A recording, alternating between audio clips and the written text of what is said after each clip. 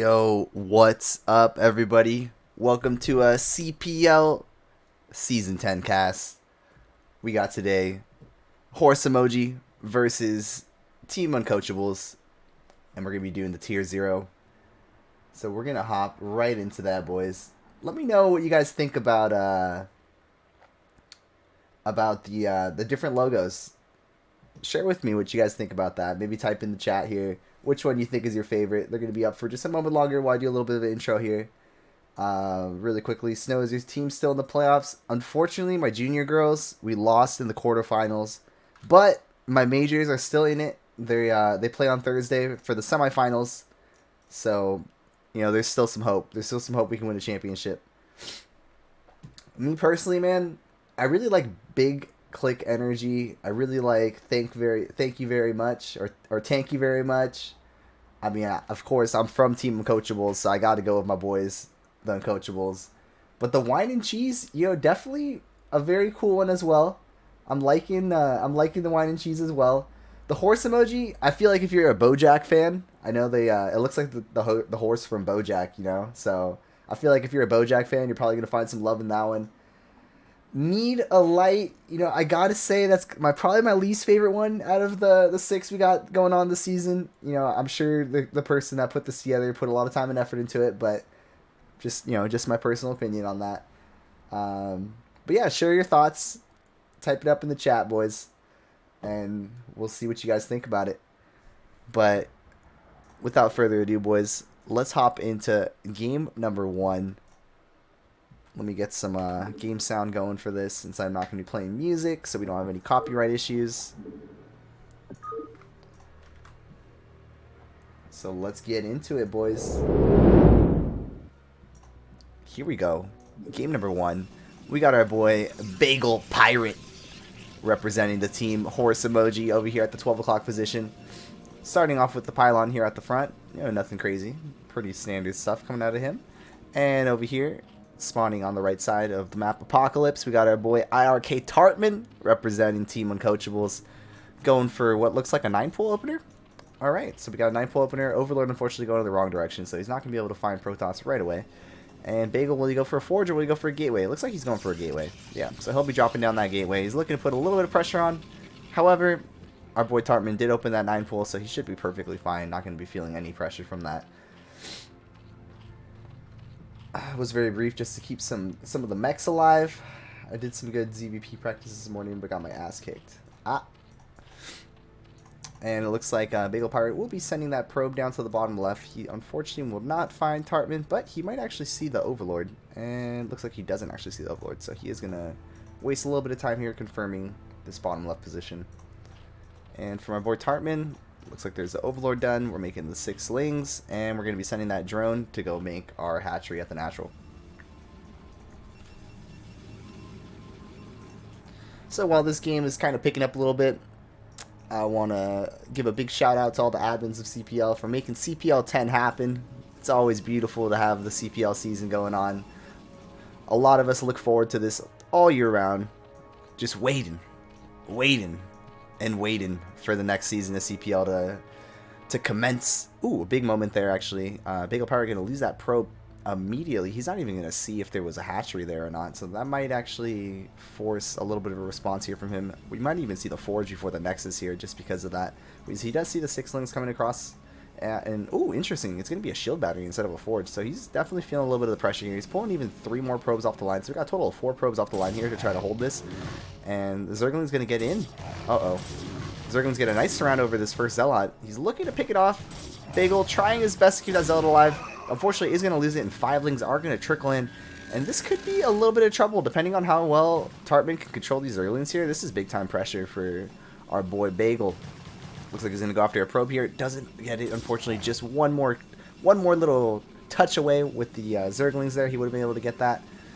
Unfortunately, does not. But these 5lings are going to cause a lot of problems here for our Protoss player. Nexus does go down. And these lings continuing to just be annoying. And as long as Tarpman can dedicate at least a little bit of APM. Okay, he's actually going to go for the surround here, which is not a bad idea. That was a Zealot wide in the open. He could have definitely picked that off here. And it looks like he's still going to try for it. A second Zealot going to be trickling into the main here. And now going after some probes. He gets one. Nice probe there. Nice catch there. I would have loved to see this pylon go just behind the mineral here, just to make sure he blocks off any route for these Zerglings to go behind the mineral line. Because there still is a route here that Tarpman can take if he needs to. Oh, and I didn't even realize this. There was actually one Zealot sent across the map from Bagel. So that's actually pretty good. Somehow he sneaked out a Zealot with all this pressure going on. And we do have the lair just about done. So this is looking like it's going to be some sort of Muta opener here from Tarpman. And Bagel, I mean, he's delayed big time. I mean, he built the shield battery. He built the Nexus afterwards. Cyber Core on the way. He doesn't even have a Forge. So we'll see how much these mutas can get done. So I'm assuming it's going to be some mutas, right? I mean, we got the lair done. There's the Spire.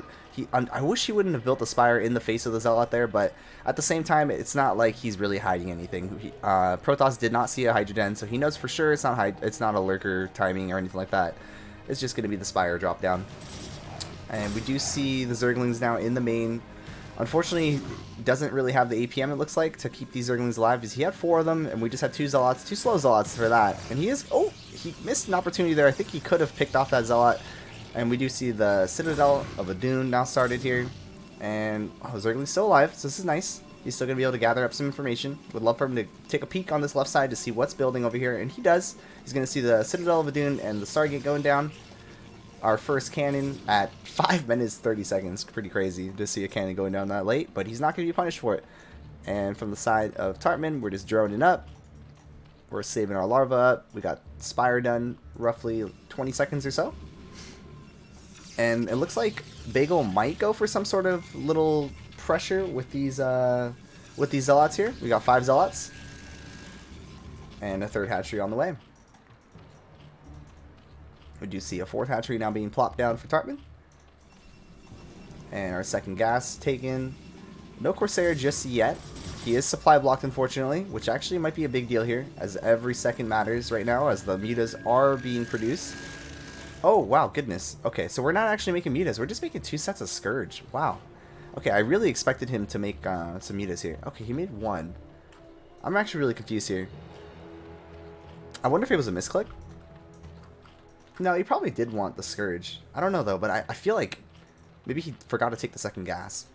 Because I think mutas would have been really good here. I mean, the Forge was so late. The Forge was, like, so delayed, right? The Corsair took longer than usual because there was a little bit of a supply block there. Oh, I'd love for him to put these Scourge in front of the Stargate. Will he actually notice that in time? Looks like at the same time we're going to have a little bit of poking going on with these Zealots, but they're going to get completely denied. A couple Lings in the path to block any run by, a couple Mutas being produced to deal with these Zealots, and the Synchro Sunken is going to push it all away. Oh, I would have loved to see these Scourge just sit over that Stargate. Unfortunate, a little bit of missed opportunity there. We do see what is that, hatch number 5? Yeah, hatch number 5 going down. We still don't see a Hydra Den yet, or an Evo chamber or anything like that. So we are just going to be straight up on the Muta play for a little bit, but it looks like he's not really actually committing to the Mutas. He's only made 2, and I think he only made the 2 because he just wanted just enough to deal with this early Zealot push. And once he rejected that, he felt comfortable just continuing to drone up and continue to saturate that 3rd base. So now with the Mutas ready to go, the timing is just too slow at this point. There are cannons in position. We got a 2nd Corsair just about done. 1st Corsair already on top of the Nexus here, ready to defend.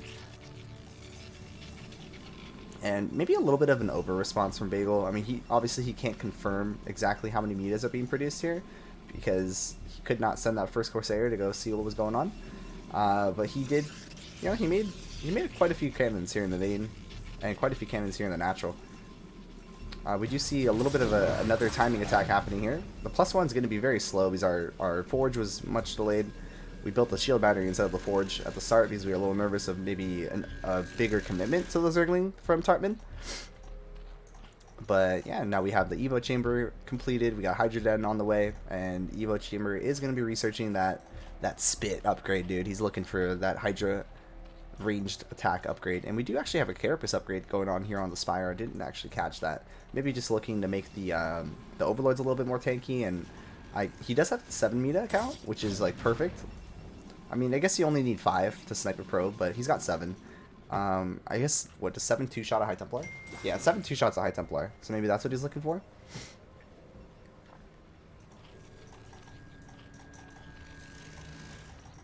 So Hydra Den researching the Hydra speed aspect, and we just have these Mitas and Scourge kind of lingering in the middle of the map here, just making sure that Bagel doesn't move out. Bagel only on 4 gateways as of yet. Roboden already started. This is actually a pretty fast Robo, I'd say. And we do have a little bit of an attack now coming from Bagel. And it looks like he is going to be able to pick off only 1 Dragoon here. I think that's the correct responses for these Mitas to turn home, because he's going to need them to deal with these Zealots. And we do see, I mean, it's only a single Sunken Colony. The Zealots could get something done. He's just going to get right on top of that Hydra, eliminate that right away. And now he's on top of the Sunken Colony. The Sunken Colony going to be going down right away. And, you know, we're actually in a little bit of trouble here. tarpman not really pulling these drones quick enough. He's going to be losing quite a few of these drones here. And we see the Scourge trying to get on top of these Corsairs. It looks like one connects, which would be beautiful if we can get both of them to connect. A DT even trying to make its way across the map, but there are plenty of Overlords here, so I don't see that DT getting anything done, unless he can maybe run it into the main, which it looks like he's trying to do. But no, the Hydras will be able to catch that. Both the Corsairs go down. Zealot's trying to get some damage done here. Drones being pulled left and right, already picking off quite a handful of those drones, I would say. But if we look at the actual worker count, we still have a pretty even worker count here. 40 probe to 39 drone. So, I mean, Zerg has just been droning fucking fat, dude. He's been going hard on this shit. Zealot looking to get one last kill here. It looks like he's going to get denied there. No kill. And, you know, now Protoss kind of has to sit at home again. That's his first big commitment. He's got another little chunk of army. Not even 12 units, though. And we have a good control group of Hydras here. A couple drones even being added into the mix. But we got our third fully saturated. Our natural's looking decent. Our main is looking decent. So we have a fantastic economy coming out of tarpman right now. And now it's his turn. He's going to go poke across the map. Mina's going to try to get on top of these goons. Nothing going to get accomplished there. A couple cannons going down here for Bagel. A little bit nervous that there could be a follow-up attack here from our man tarpman. And our first High Templar of the game is now spawned. It looks like Storm's still about halfway till completion. Pretty well timed out. It looks like it's going to complete right when that High Templar has his first Storm available to him. Another Sun Colony being replaced here. I don't really think he needs that right now, but maybe just in case like a DT tries to run by or something. Just wants to have something available to shoot that down. Big attack coming out of tarpman here. Bagel a little bit caught out of position here. He's going to end up losing a couple of these units. But with the 3, 4, 5 cannons behind this wall and behind this wall of units, I don't think that we're going to be able to get anything accomplished here. And it looks like, you know, I missed that, but it looks like a snipe did happen on the High Templar there, because we did have a High Templar in the front.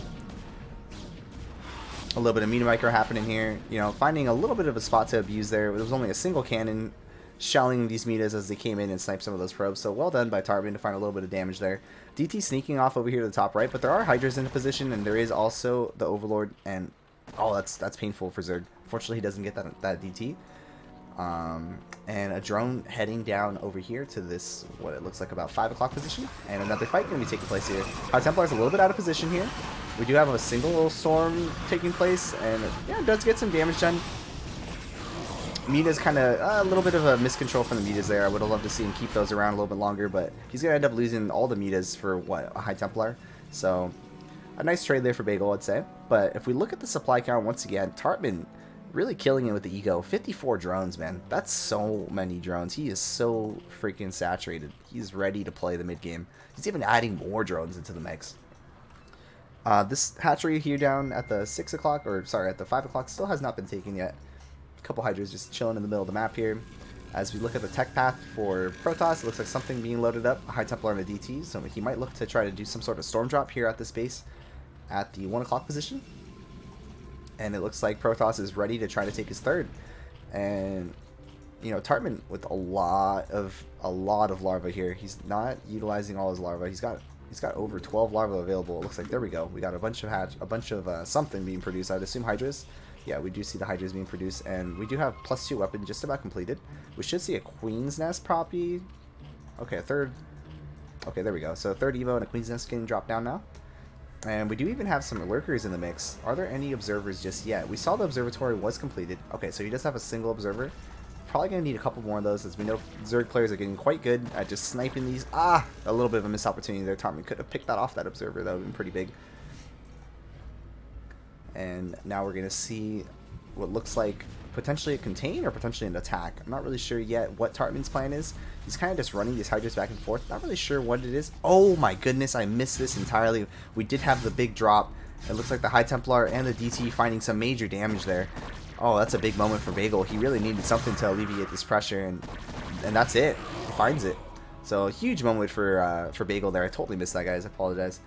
Looks like the High Templar did get sniped, I guess? Or is there another? Oh my god, the High Templar is still there. And it's just out of range of the extractor. He doesn't even see it. Oh no. Oh, a little bit of a mistake here. High Templar going to run in. Unfortunately, nothing to get stormed there. Big storm. Huge storm, actually. Jeez Louise, no micro whatsoever from Tartman there. Storm getting some big time damage down. But it's not even going to matter. I mean, if we look at the supply, Tartman up 30 supply right now. That's absolutely crazy for PvZ. You definitely want to be ahead in supply when you're playing against Zerg. So this is looking like it's Tartman's game to lose at this moment, but he is running into 5 cannons here. The single DT getting lots of swipes, each swipe dealing so much damage. And we do have another wave of a drone cycle, so we are going to have a huge macro cycle here for Tartman. But soon we will, as all these drones are produced, resaturating the third, because he did lose so many drones. We saw 8 kills on the High Templar, 9 on the DT, so that's 17 drone kills that happened over here in the top right.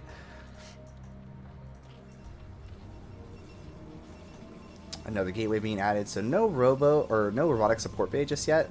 And it looks like we're just kind of transferring these workers over and looking to get set up here at the third. We do have 4 High Templars already in position here, so he should be safe for now. But once this 4th base really gets going, and once this 3rd base really gets going, which, oh my goodness, look at the fucking workers, guys. 69 workers. So many workers. Tartman just making drones like a madman, dude. And we are getting the triple upgrades as well. We got 2-1 already completed. What are the upgrades for Protoss looking like? He is 1-1, so Zerg actually out upgrading Protoss at the moment, which is kind of crazy, because usually the Forge is so early on that you really see Protoss getting some upgrades, getting that upgraded advantage. So many drones, man, so many drones. I would say he does not need any more drones the whole game. He should just use all his money towards making Hydras now. And it looks like he's even mixing in some Zerglings, which I don't mind. His gas is a little bit low. You know, even on 4 gas, he's finding ways to spend this gas, as he does have the Defiler tech already completed to consume on the way. And, you know, here we go. I'm not sure, maybe the Scourge were misclicked, or maybe he wants to put some Scourge over here to block a shuttle, which is, let's see if Tartman sees this. Shuttle in the top right, 2 Scourge in position, and he does spot it, and unfortunately, that shuttle is going to get popped. Boom. A single Zealot just kind of scouting the front here, making sure that it's safe to go up this ramp here.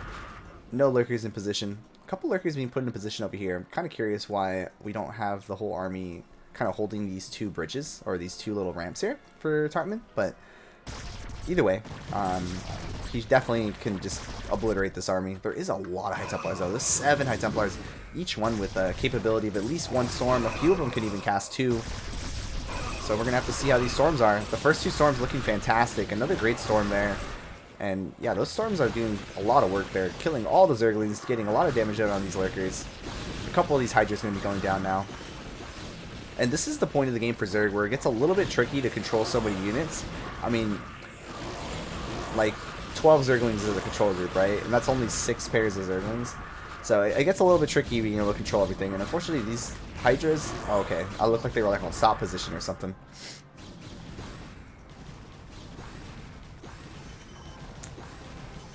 We're gonna need some more macro hatches. It looks like just so much money coming in from this the massive economy from 66 drones. Just so many drones. We're definitely gonna need to see maybe 4 macro hatcheries come down or something to be able to actually utilize all the resources we're mining.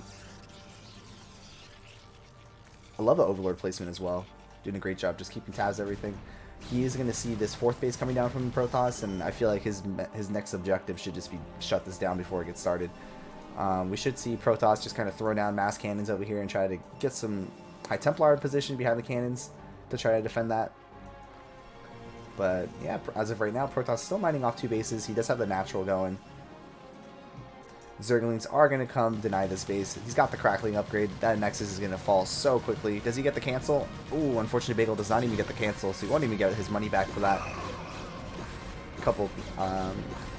A a good, reasonable reasonable amount of dragons popping down here to chase those Zerglings away, but the damage is already done.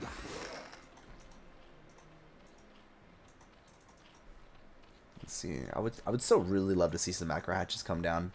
He's using all his larvae. I mean, for the most part, he's got a little bit going on. I hear a DT swiping. Where's that DT swiping? Oh, okay, just swiping that 5th base. It is going to get shut down, or it is going to get denied.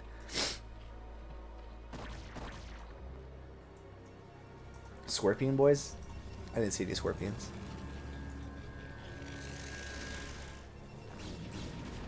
And it looks like another big attack going to be happening here. I think this is definitely the move. Tarpman just needs to shut down this 4th, and he basically wins the game.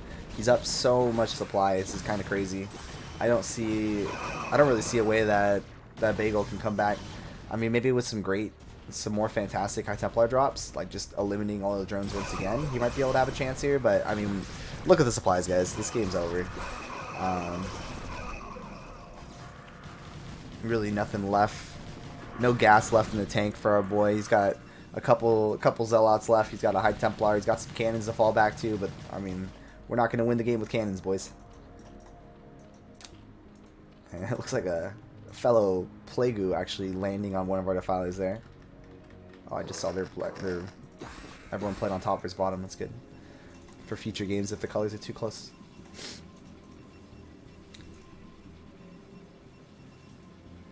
Yeah, a little bit Unco.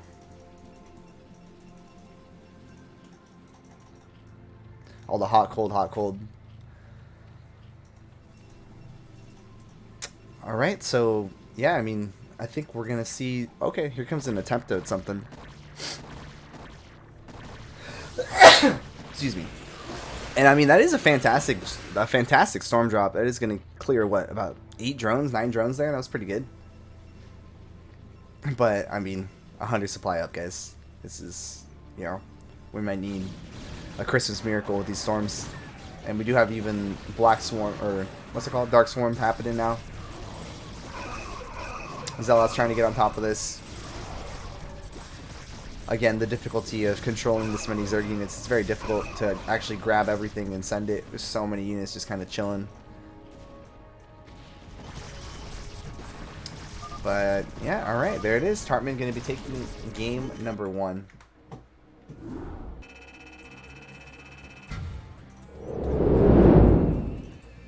And very well done there by Tarpman.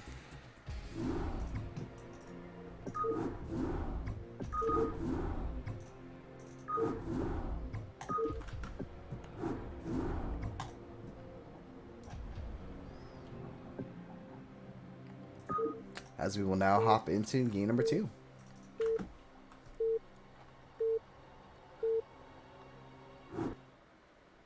We hear my phone. Oh, is my phone notifications on? Oh shit, my bad.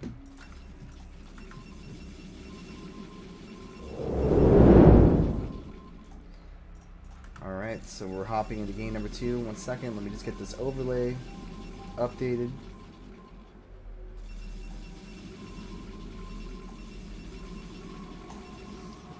Alright, here we go, boys. Game number 2. Spawning in the top left, we got bagelpirate.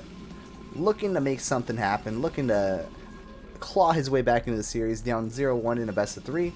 Always tough losing game 1. And down in the bottom right, we got IRK Tarpman, who showed, you know, a very phenomenal ZVP, I'd say. That was really fantastic. I was really curious why he was going 9 pool, because you don't really see that too often, I'd say. A lot of people like the 12 hatch, a lot of people like the overpool, but he really did get a lot of damage done with that 9 pool. Delayed the Nexus big time, was able to run those lings around for what seemed like an eternity in the main. And I mean, just imagine he had a little bit better control with those lings. He could have been picking off probes left and right while outrunning the Zealots. So I mean, it could have been a lot worse for Bagel. And looks like we might even be going 12 Nexus here. Okay, no, we do see the probe running out here, and it looks like, okay, so Bagel was looking to maybe block a hatchery here with that probe scout. Once again, it's going to be, or actually no, this time around it's going to be overpool, not going to be the 9 pool, so a little bit slower. And probe just kind of coming in here and saying what's up. Going to get a couple little love taps on these drones, but nothing of serious damage. Tarpman's sending a drone out right away. Seems very early. I wonder if he's scouting with that drone. Looks like that drone's actually just a scout, huh? Interesting. And it's going to be a forge. And against the overpool, I believe you can go Nexus and then Cannon. So let's see if our boy Bagel wants to do that. And looks like Tarpman is saving Larva, so he wants to make a couple sets of lings here.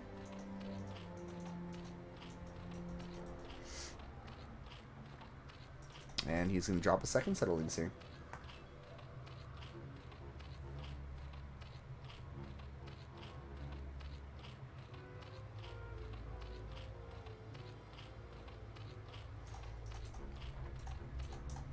Cannon on the way. And how many lings are we going to make here? So we're going to make 4. Looks like he just wants to confirm he can kill this probe. And let's see how long Bagel can keep this probe alive. We saw game number 1. He lost that probe instantly because he had no idea there was a 9 pool, right? So the 6 lings just intercepted him as he came down the ramp on Apocalypse. And this time around, it looks like we're going to do a little bit better of a job keeping this probe alive. A couple of Zerglings being split off to the top there. I'm kind of interested why. I think he thought maybe the probe was going to go behind the mineral line here. Overlord is going to confirm what's going on here. I'm sure he saw the Nexus. He poked in pretty far, it looked like. And I wonder if he's going to send this Overlord all the way to the top here to see the gas timing. I'm sure he's got to assume that the gas is on the way. So this time around, the probe is going to get denied from coming back into the main. So I wonder if we're going to see some sort of cheeky Hydra play coming out of Tarpman here. He does have a 3rd hatchery already on the way. But that doesn't mean you still can't go for like a 3-hatch Hydra. So Ling's going to try to intercept this probe. Ooh! Whoa, how did he slide through? Did he click it over here and then shift click to a mineral patch? That's kind of crazy if he did. Because it looked like that probe just slid right through the Zerglings. The Probius lives. Does he though? Looks like he's almost dead. This probe just kind of running for his life, just trying to get to that 6 shield. Oh, he doesn't get to the 5 shield. If he would have got to 5 shield, he would have taken one more hit there. So that will go down. And with the lair halfway done, it looks like we're going to have another somewhat standard macro-style oriented play from Tarpman. Cybercore on the way.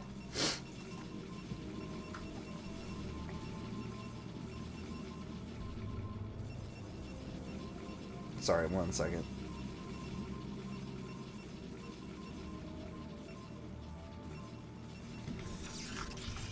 Alright.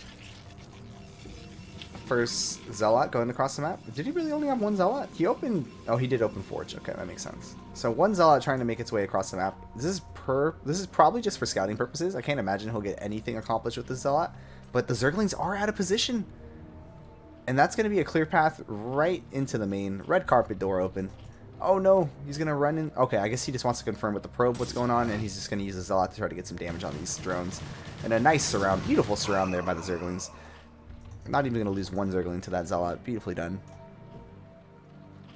Protoss this time around has a much better understanding of where he is in the game. He sees the Spire, not even halfway completed yet. He's got his Stargate almost done. Well, about halfway complete as well. And second gas on the way.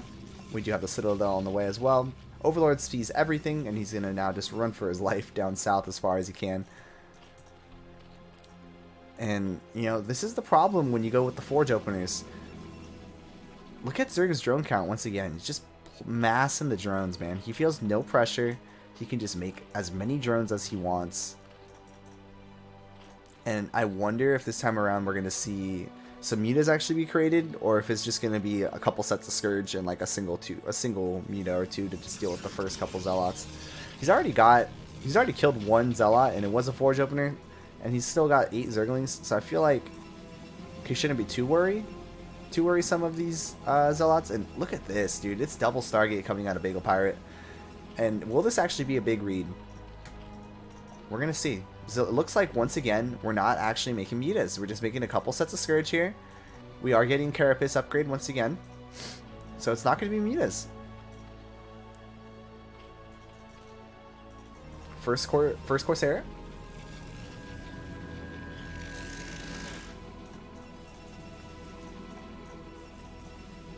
First Corsair out on the map, and we even have +1 air weapon. And the first Corsair is going to get sniped. It's dead. It's dead. It's so dead, dude. It's dead. Oh boy. You know, the major power of this 2-gate Stargate, or 2 Stargate Corsair is that, one, you just completely counter the meta. 2 is that you want to build that Corsair count up to like, what, 7, 8 or so? With the +1, so you can just 2-shot the Scourge. So, losing that first Corsair, definitely a very big moment.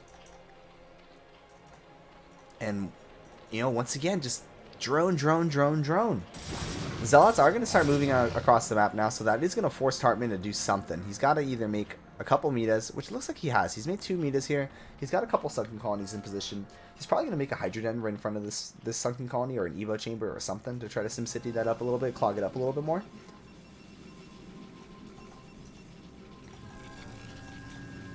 As Dark Templar Archives, or sorry, Protoss Templar Archives just completes.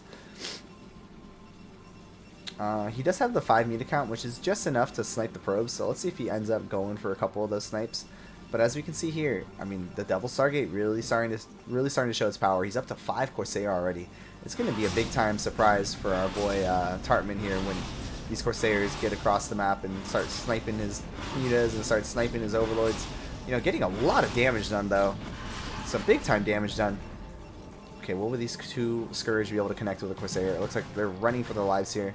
A Zealot getting caught out of position here. Will he actually lose the Zealot? You know, nice catch by Zerglings. Oh, can you run them away though? Ooh, okay, a little bit of a mistake there. It would have been beautiful if you caught that Zealot and then just ran away with the rest of the Zerglings there.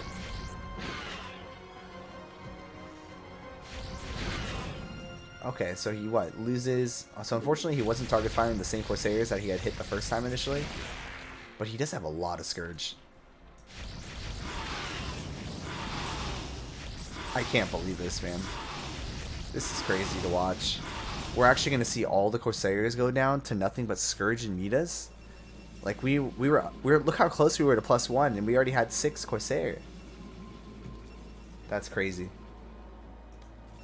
Well, that gives air superiority back to Tarpman, and he's just going to go back and hit that sweet spot.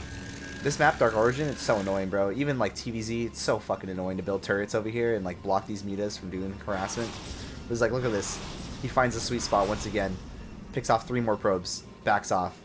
Took, like, 2 cannon shots. And now we're up 20 workers, which is unbelievable. Tarpman just makes so many drones. It's crazy. And there's just no punishment. Like, we haven't seen a single Zealot move out.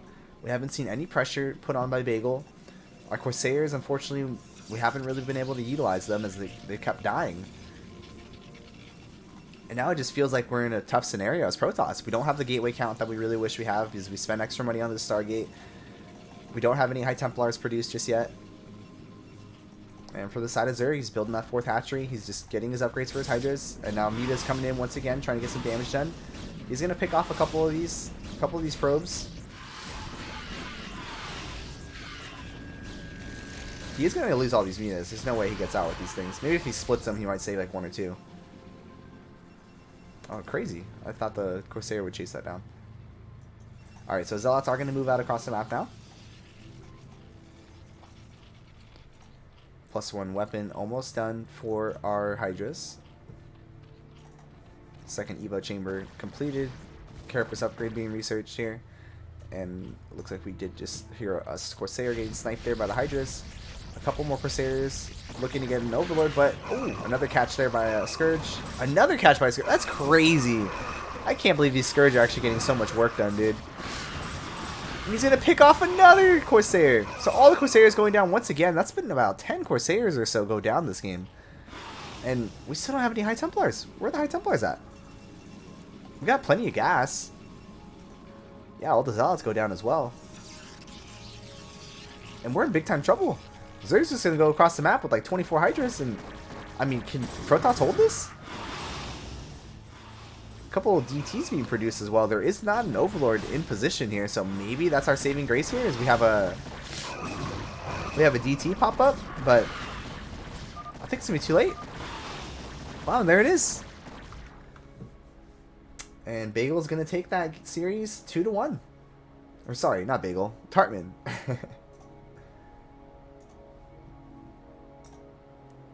So, GG. And that is round number 1 going to Team Uncoachables. GG. Alright, let's read the chat a little bit. What were you guys talking about over here? Protoss is doomed, man. Z's just going to take the map. Star PL. Okay, that was the last game. Missing probe rounds is not good at this stage. Trying to prove that as well. Yeah, I think everyone in CPL is trying to make sure they hit their workers for sure. Macro problem. Yeah, I think we're missing. I think that's the biggest thing for our boy Bagel there. It looked like he missed a lot of probe rounds. I mean, he did lose. Like, granted, he did lose like at least 10 to 15 probes to the Munas, but I think he lost a lot of probes by just himself not making them.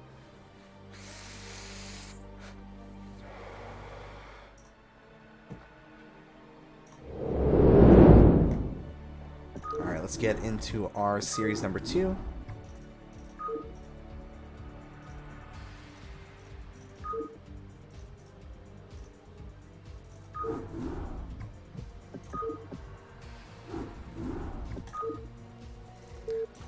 And we are going to find ourselves in another TVZ, boys. For all you Zergs that love to play against the Protoss, and all you Protosses that love to play against the Zergs, this is the series for you, apparently. Let's get this. Let's get this set up real quick.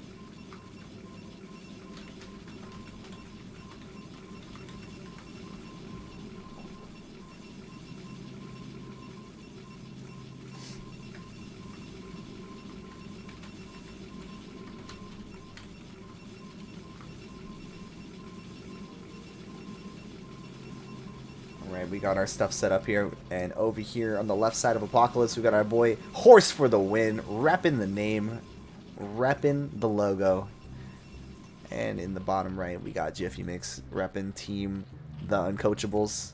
Another ZVP. Can Horse for the win find a win here in this second series? And will he actually see this Overlord? He is. So both players are going to know where each other are immediately. I mean, I guess Jiffymix doesn't 100% know Protoss is bottom left, but he can kind of assume, based on that probe, how quickly it is being sent across the map. And it looks like our Zerg player has practiced 9-pool for Apocalypse. Jiffymix also going for the 9-pool. Oh, we're even going to see a gas. Okay. Oh, just kidding. Just doing the gas trick. Wants to get that extra drone before making the Overlord. Long live TO Cass. What's up, Zach? Yo, Synapse, are you from Team Horse or what? I see you supporting in the chat. You supporting your boys?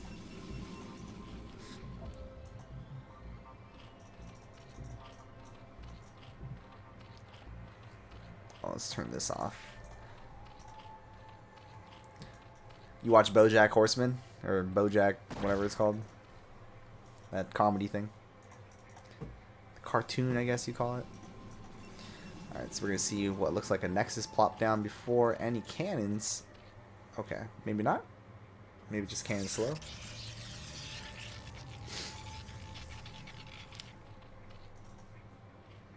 And Zerglings are just going to go across the map? Okay, no. I thought he was... Okay, he is going to run across the map here. Does he have speed? Oh, just kidding. He canceled the extractor. So yeah, definitely no speed yet. Our Nexus gets plopped down here, and we're gonna probably fill up this block as much as possible with a gateway. And we do even have a couple pros being pulled off the line here. Definitely respecting the fact that this Zerglings could just run by this cannon. The cannon will be up in time, but I think Protoss would... I think Zerglings, what, take 2 shots to die, right? So he might lose like 2 of them if he tries to run by. But with these pros blocking... Let's see, he's gonna go for it. Oh my god, this is crazy. That's not going to work, will it? A little bit of indecisiveness from Jiffymix there. He definitely should have just ran by that cannon. I think if he ran by the cannon, that was definitely a much better move there. I don't think he was ever going to kill that cannon with 3 probes off the line. So unfortunate for Jiffy, a great hold by Horse, and we move on to the next phase of the game.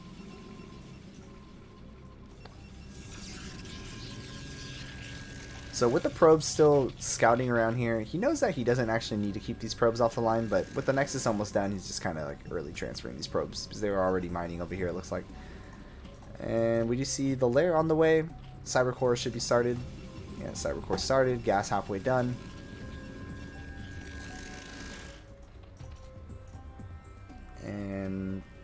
yeah, I guess we just kind of wait and see what are the next moves from our players here.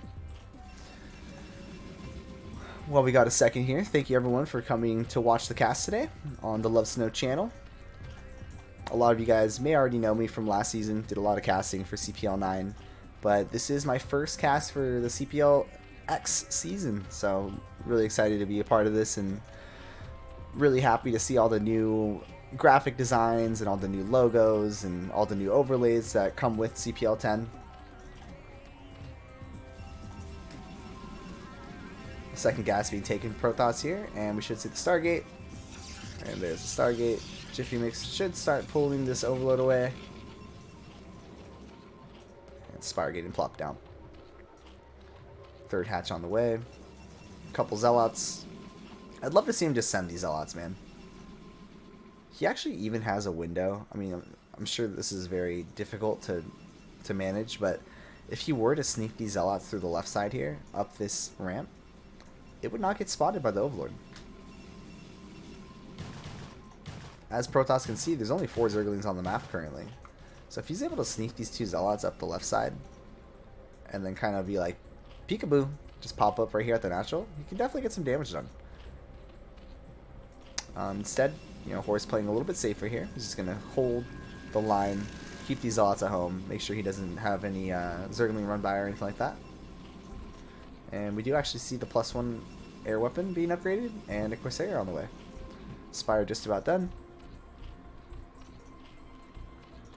A much earlier second gas this game from Jiffymix compared to what we were seeing from Tarpman last series. So I wonder if he has a plan to actually make more metas than what Tarpman was doing last series.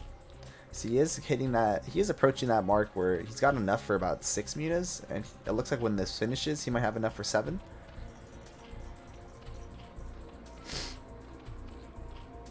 Man, it looks like that's the play.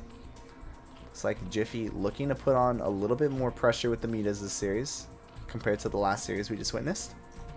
And we do even have the Carapace upgrade right away.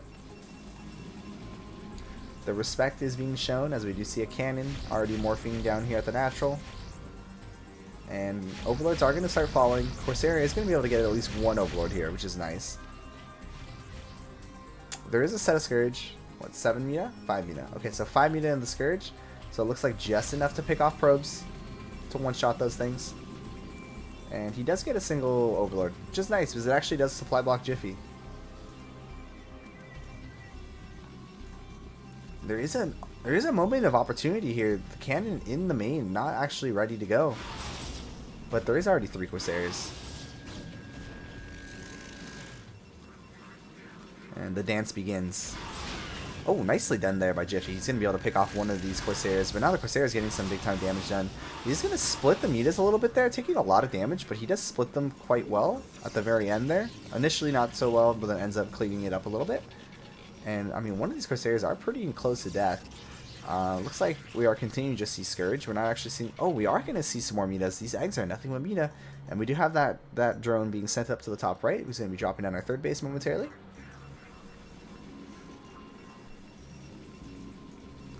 And let's see what can happen here. It looks like the meta's in position to try to get something done here. A lot of Scourge. There's about 6 Scourge here. He finds that opening. Nicely done with the Scourge. He's got 4 Scourge out of position here. Can he actually look to get some damage done? Corsair's fighting. Ooh, and these Scourge might be able to zone out the Corsair while he picks off more and more of these probes. He is finding that sweet spot. That cannon just out of range. Barely able to get anything done here. With 4 Scourge in position, he could... It's close. I think he should have positioned the Scourge here, so he could have caught the Corsairs as they run by to try to support the cannon. So, overall, a little bit of harassment getting done here. But as we can see, this game, Horse for the win, not missing a beat on these probes, man. He's hitting those probes left and right. And that's being reflected here in the worker production tab. As we do see the Hydrogen now going down. A couple Overlords being made here. A little bit of a slip up from Jiffy to get supply blocked here.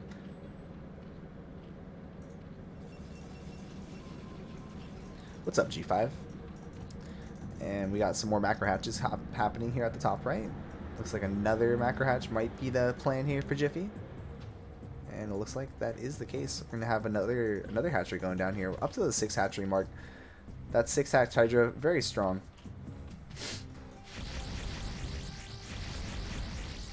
And with the +1, man, these Corsairs are going to start wrecking these Overlords. And I love to see it. Horse just continuing like the relentless production of these Corsairs. But, oh! A big catch there for Jiffy. He's actually going to kill off these Corsairs. Oh, no. Just when I said that Horse was doing so good with the Corsair count, he's going to lose all of them. Ah! The Zealots running left and right. They're not sure where to go. Looks like they're like, wait, fuck, we need to run back to the cannons. And now they're just going home. Mina's going to get a lot of damage done here. Going to pick off a couple of these Zealots. Might even get a 3rd Zealot here. It looks like he is going to get that 3rd Zealot. So a big swing of events there. I really thought Horse was looking pretty solid. Man, so many Corsairs. So many Scourge, I mean, still being produced here. Looks like something happened here. Maybe a couple Zealots came and ran by and went to... Yeah, something happened. Looked like a couple Zealots slipped by. I missed that. Apologies. And we do have the 2nd Evo Chamber on the way. Is that the 2nd one? Yeah, it looks like the 2nd one. +1 weapon for our drones. Or, sorry, for our... well, actually, yeah, I guess so. The +1 weapon from the Spit also works on drones. I didn't even think about that. We do see our first High Templar on the map. Oh, we picked off 6 drones at the top right. Nice. Yeah, drone count is very low. We do see a lot of Scourge.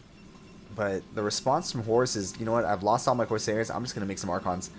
Oh, he's going to pick off 2 High Templars. That's big. Oh, no.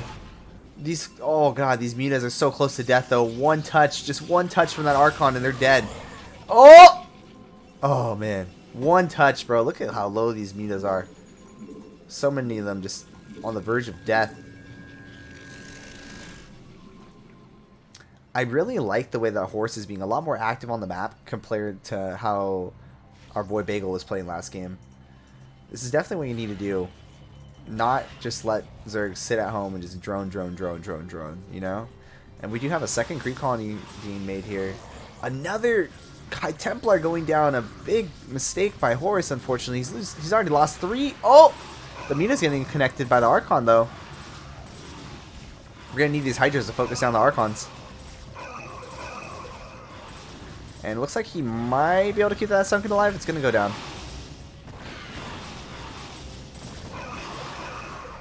Yeah, and this attack is going to get held with kind of minimal losses. I mean, he lost a Sunken Colony and he lost a couple meters. So, pretty good. Pretty nice hold by Jiffy there.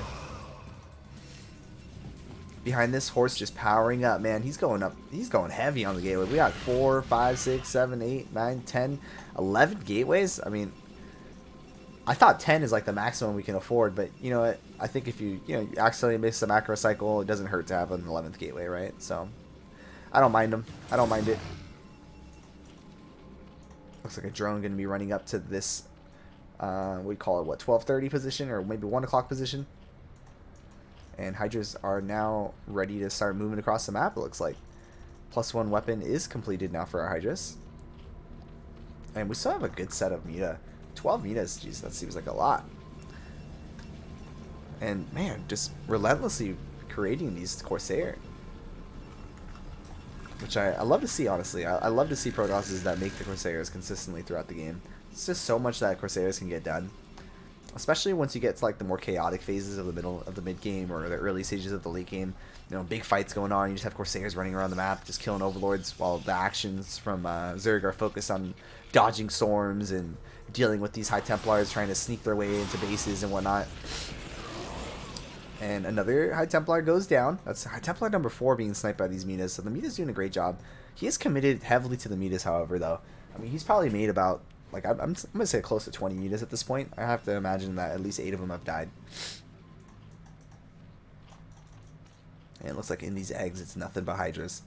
So Zerg feeling like his eco is solid for now. He's just going to start just completely dedicating all his larvae to just making more Hydras. We do have this drone sitting at this position. It looks like he wants to make a hatchery there, but just hasn't found the time to do it just yet. And we only have 1 High Templar, man. The gas count kind of low for Horus. It looks like it's going to be nothing but Zealot and High Templar for the time being, as he needs to utilize all that gas into making more High Templars. Remember, he is also consistently making these Corsairs, so our gas is kind of low. Maybe that is the weakness of making all the Corsairs, that you do lose out on so much gas that could otherwise be utilized for High Templars.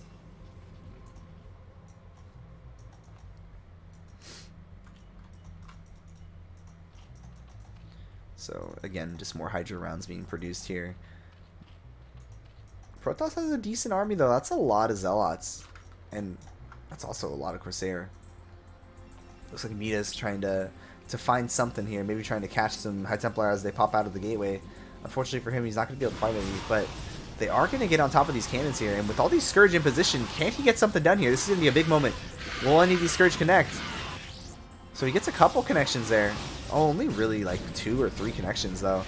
And now the Corsair is going to get on top of these Mitas. Oh, the moving shot just not happening from these Protoss players, man. Those Mitas should all just be dead right now. Just have to work on the moving shot. I don't know how easy it is to do because I don't play Protoss, but I definitely see Protoss as doing that move. So maybe something that Horse can work on in the future in his PvZ matchup. Third Nexus is done. We are going to see a transfer. And it looks like, was that another High Templar getting sniped there? I missed that if it was. It might have just been forcing out a storm. And Horse's gas so low. It looks like all our gas now being utilized into making the Dragoon, which is the final component of our army. Well, for the mid game. I mean, I guess the final component would be like Reavers and Dark Archons or something. But for the early mid game phases, the Zealot, High Templar, Dragoon. Actually, I haven't even seen a Robo yet.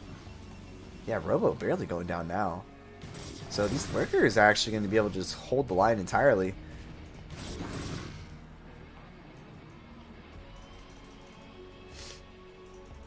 Yeah, P's army is looking pretty scary, boys. The only thing is just no High Templars.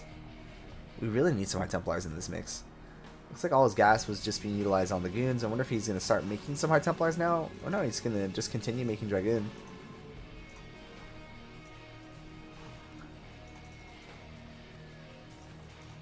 Jiffy still has not saturated the space here at the top.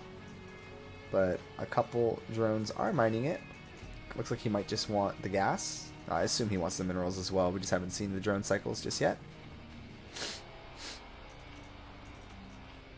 And a lot of Scourge being made once again.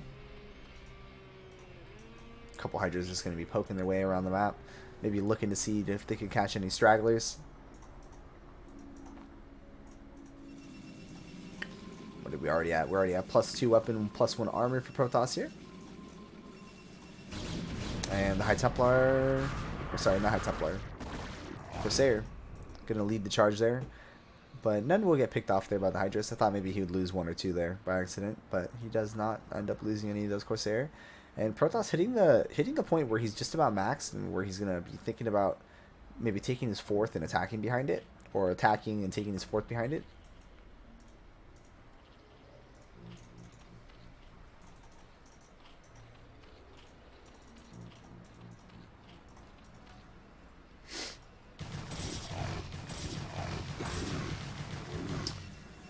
Like while we have a moment of peace here, I'm going to take a little swig of this. Cheers, salut, gunbay, everybody. Be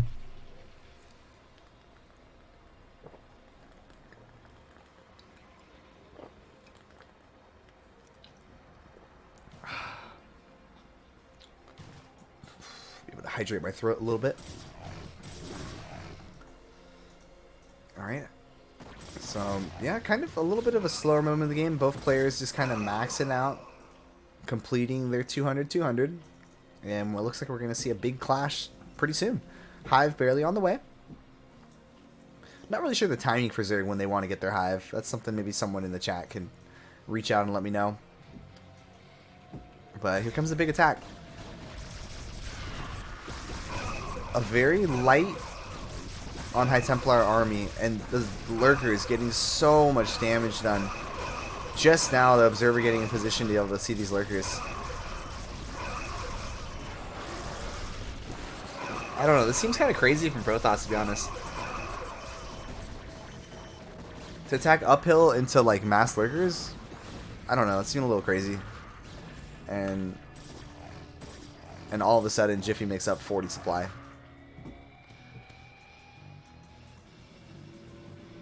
Yeah, dude, it was like catastrophically bad for Protoss. I'm sure Horse kind of shaking his head right now, kicking himself in the foot, thinking, "Fuck." Oh man, these Minas gonna be able to find something once again. Oh, at least they do get to cast their storms and become an Archon with 1 HP remaining. Crazy. But that's 2 less storms. And an Archon right now, really not so great. I mean, I guess against the Zerglings is pretty good, but against the Hydras, it just pops before it gets there. And against Lurkers, it can be good against Lurkers, if you can get on top of Lurkers. So the 4th base that Protoss wants to go for is this top base up here. Not sure how I feel about that. I feel like maybe this base would be a little bit better to take, as we can kind of just like position our army here, and we're able to defend this base, and this base. Where by taking this base, we're kind of really stretching where we can reach, right? I don't know, just a thought. Interesting. We have a base up here for Zerg, and it is going to get spotted by a couple Dragoons here. But, man, where is the macro from Jiffy? We just saw, like, a huge... Like, he was up, like, 30, 40 supply, and all of a sudden, Horse taking the supply lead once again.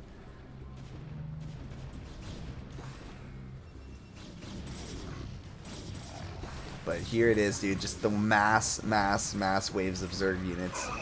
Big storm going to be on top of these lurkers. Another huge storm. Not bad. Zerglings running into their death, basically. All these Dragoons just in position, getting so much work done. But you know what? Just as I thought, it was Horse doing a big play here. I'm looking at the supply count again, and Jiffy up 30. And at this point, the main is mined out. The natural is mined out. So Horse only on 1 base mining at this point.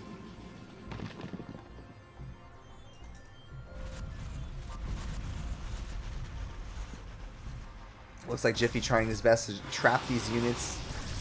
But, yeah, that's, you know, I think this is over. Like, we might be able to linger around a little bit longer, but without us getting this 4th base, this is very tragic. And there's the GG called. Horse is going to tap out, and that means that Jiffymix is going to go up 1-0.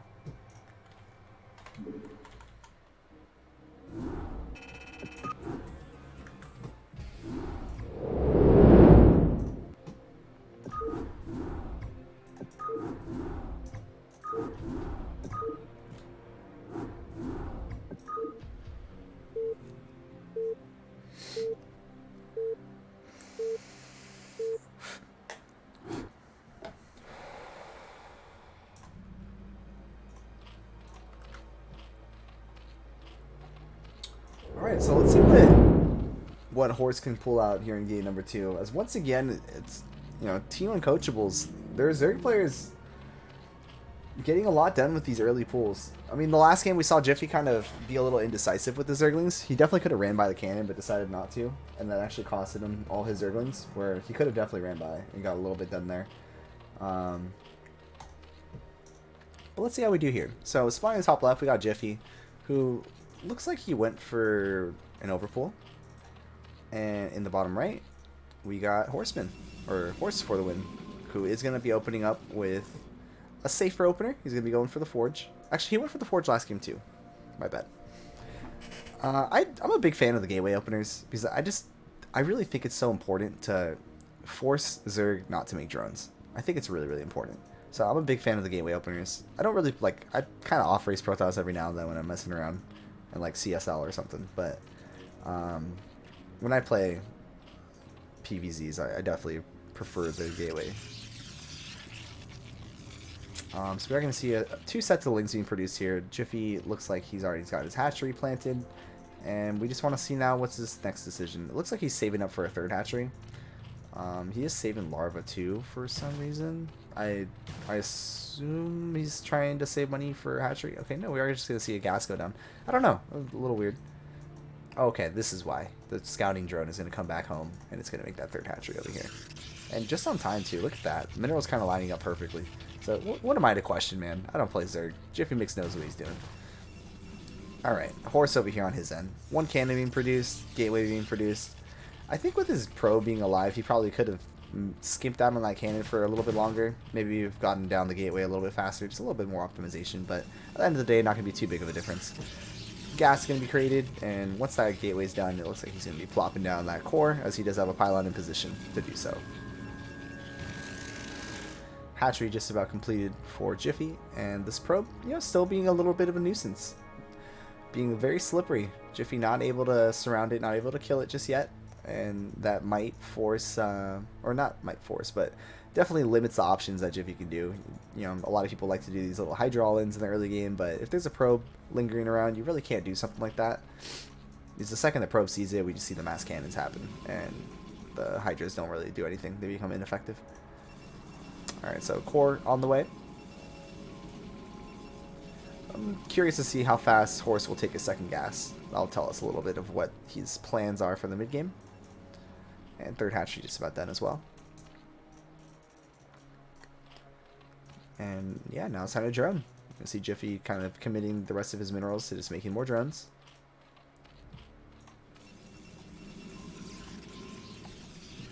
Stargate on the way. Jiffy getting his Overlord out, so he knows it's time to go run away. Overlord sitting at the front here, just confirming no Zealots are out on the map. So nicely done there. And we still don't see a single Zealot. Okay, there's a single Zealot. So first Zealot is out. Probe does go down. He doesn't ever get back up the ramp, so he can't confirm exactly what's happening. So I wonder if that's going to force Horse to build a second cannon or third cannon even. And we should just be seeing a Spire go down for Jiffy here. Looks like this drone's going to be the Spire.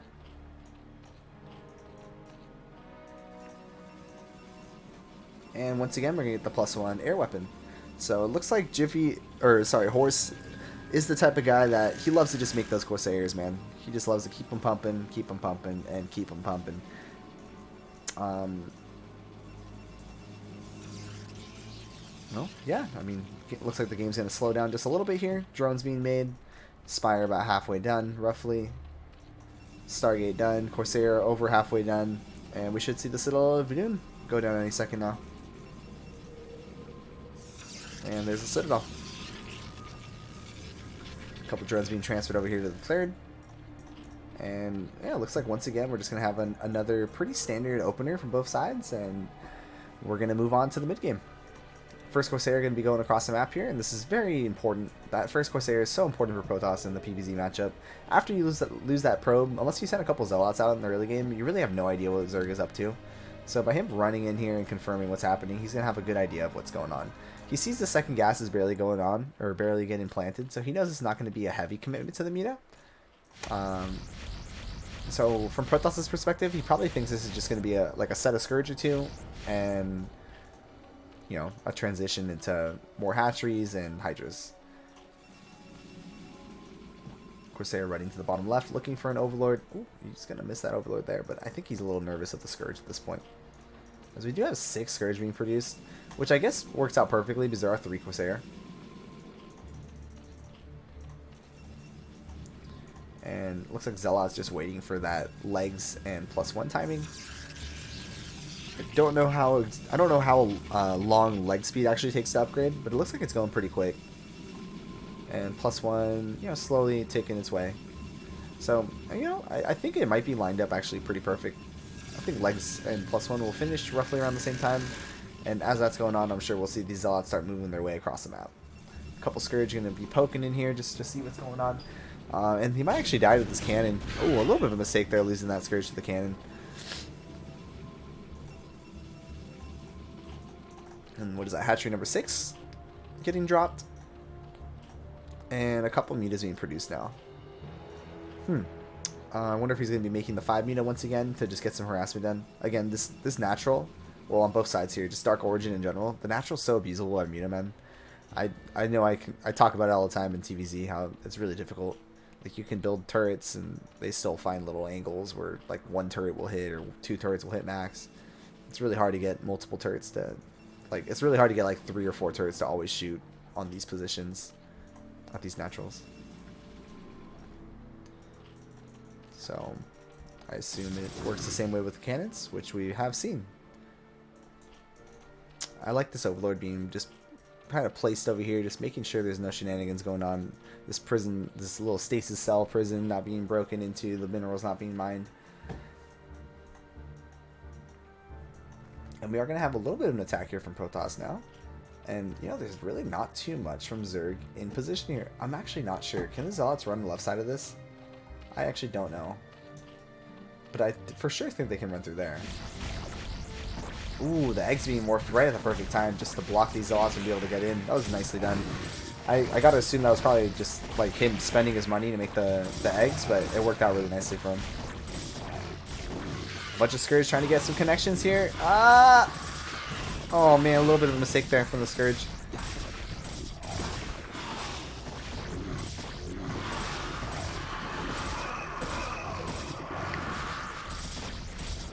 And this Sun Colony really did some work. Got a lot of freaking slides, a lot of subterranean tentacle slots. Or splashes, or whatever word you want to use there. Slices. And we are going to see lots of gateways being macroed out of from Horse. As well as our High Templar research probably already done. Missed that if he did actually click that button and research the storms. A couple Zerglings going to be running back and forth here.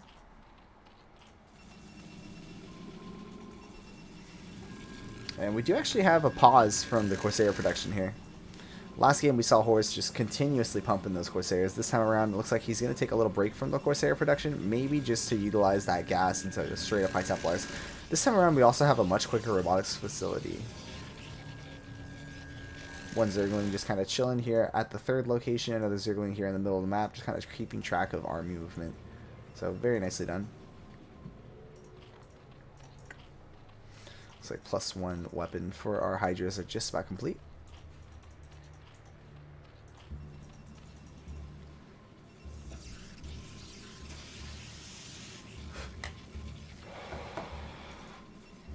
And it looks like Horse is ready to make an attack. And, you know, he's got a lot of Zealots. He's definitely got a lot of Zealots. He's got a lot of Storms available, too. Each one of these have 2 Storms available just about. I'm sure this one might even have 2 Storms by the time the fight happens. Unless we see Jiffy just go now. Mita's looking to maybe get some snipes on, but they're going to get denied by these Corsairs. Looks like Probe getting into position here to try to take this third, but it is going to get denied by a Zergling. However, once the army movement from Horse gets there, looks like he's going to be able to just eliminate those Zerglings, no problem, and get ready to take his third base. A couple Hydras actually going to sneak their way on the right hand side here. And this might be just to delay the Nexus. Let's see what he decides to do with these Hydras. There is still no Nexus actually dropped yet, so maybe, well, he doesn't know that. Looks like he's just going to go, thinking that it might be available now. Oh, I see. Using the Overlords to just confirm the army movement, he sees the units get out of position, and he just goes and snipes that probe and denies that third. So that's nice. There wasn't an investment, though. Protoss had not actually dropped the Nexus as of yet. And Zerg just continuing to macro up these Hydras, man. He's got a lot of Hydras already ready to go. Zealot's going to be moving into this position here at the top. Or here at the third, rather. And what is he actually going to go for? Is he just going to run in? SimCity is decent. Good first storm there, but a nice dodge from Jiffy as well. A lot of storms available. Yeah, another fantastic set of storms. Those 2 storms doing some big time damage. And we still have 3 storms available. Wow, and you know, this is looking like it's actually catastrophic damage for Jiffy. He's going to end up losing this hatchery. He might even end up losing the second hatchery here. Another great storm going down. This storm even hitting the Mitas as well. And, oh, he didn't actually focus fire that second hatchery. I feel like he should have. So Jiffy is going to hold this, but at what cost? I mean, he lost a ton of drones there. He lost the hatchery that was closest to mining the minerals. And that might just force Jiffy to just go across the map and try to end the game.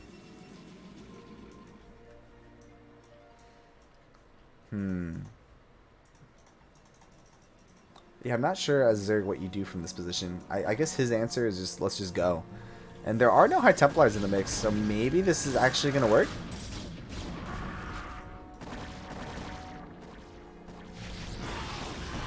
So one Hydra going to be making its way down, just to confirm that third base is going down. We got a drone even going across the map. A couple observers have been produced.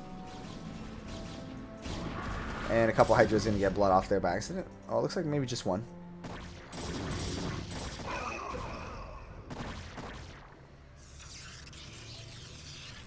Lots of drones being produced for Jiffy here.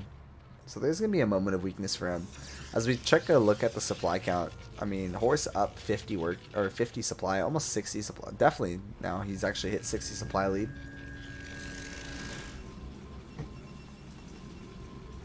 And he's still got gateways he can click too. He's still missing out on 2 gateways, on 3 gateways. But it may not even matter. I mean, he's up so much supply at this point that he might just be able to roll over Zerg in an attack. There are a lot of lurkers though, but there is plenty of observers. Maybe if we can snipe these observers, a nice storm going down there, hitting 3 of the lurkers. That's pretty huge.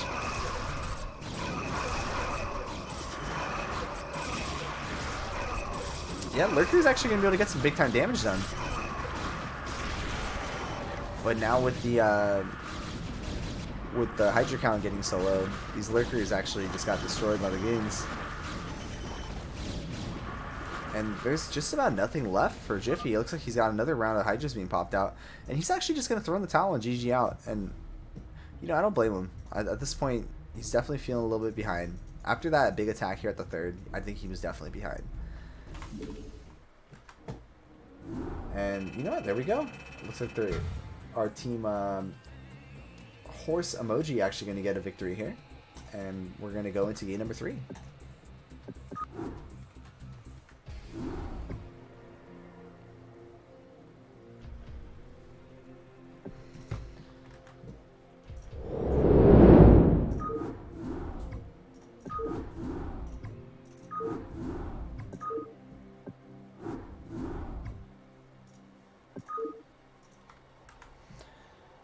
And I need 1 second, guys. Go use the restroom. I will be right back.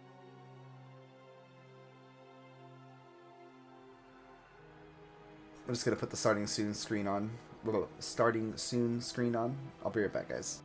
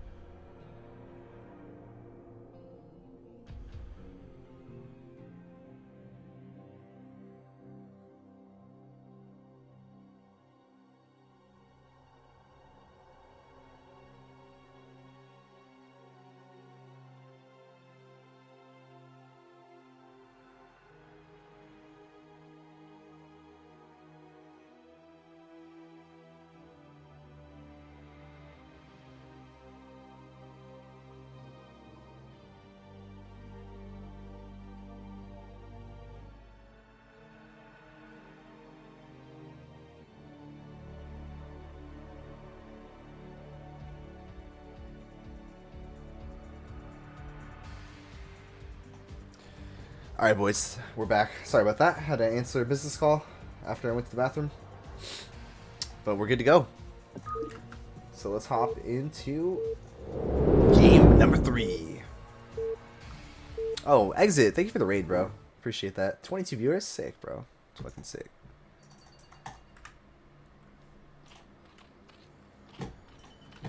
So we do have the series tied up at 1 apiece. Game number 3. Who's gonna take it, boys? We got Jiffymix spawning over here in the top left. And we have on the top right Mr. Horse for the win. And it looks like the map is Vermeer. Yep, we're on Vermeer. Alright, so nice standard map. A map that both players are definitely very familiar with and very comfortable with. Vermeer has been in the ladder pool for quite some time now. Wheezy, baby. Oh boy. Unco. I have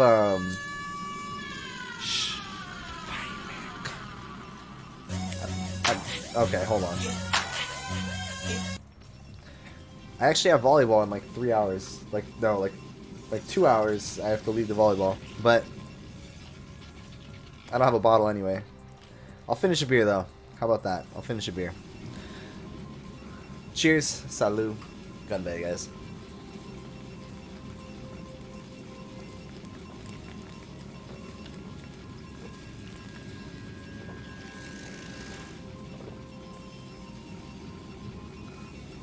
Excuse me. Oh, it's robbing me of my points. Alright, so pilot going down here at the natural, and oh, looks like an interesting scout path being taken by Horse here. What's up, Azhi? And it looks like it was an overpull from our boy Jiffy. And once again, we are going to see the Forge come down for Horse. Yeah, I'd really love to see Horse go for the gateway opener, man. I'm a big fan of the gateway opener. I want to see more people do that.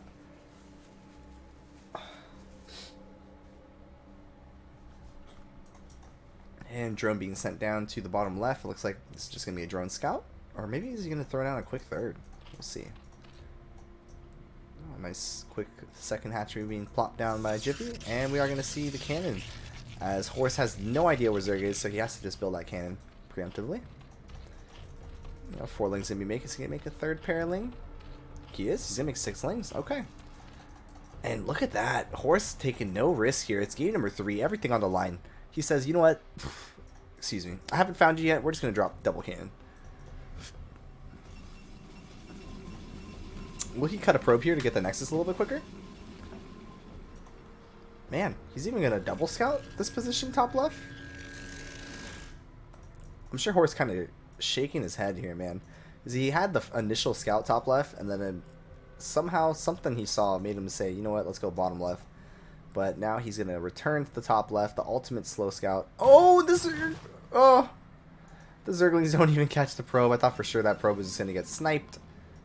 And instead he's going to run across the map here, but ooh, we canceled the second cannon. That was pretty nice. I like that he did that.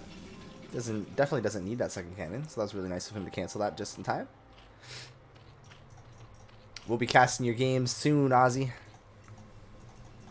I gotta fucking cast myself today. But actually playing in this. Oh my god, is he gonna get on top of the cannon? Oh, he's just gonna run by. Oh, and the cannon. Uh-oh. All the probes getting pulled here trying to block the ramp, but they're not gonna be able to block in time.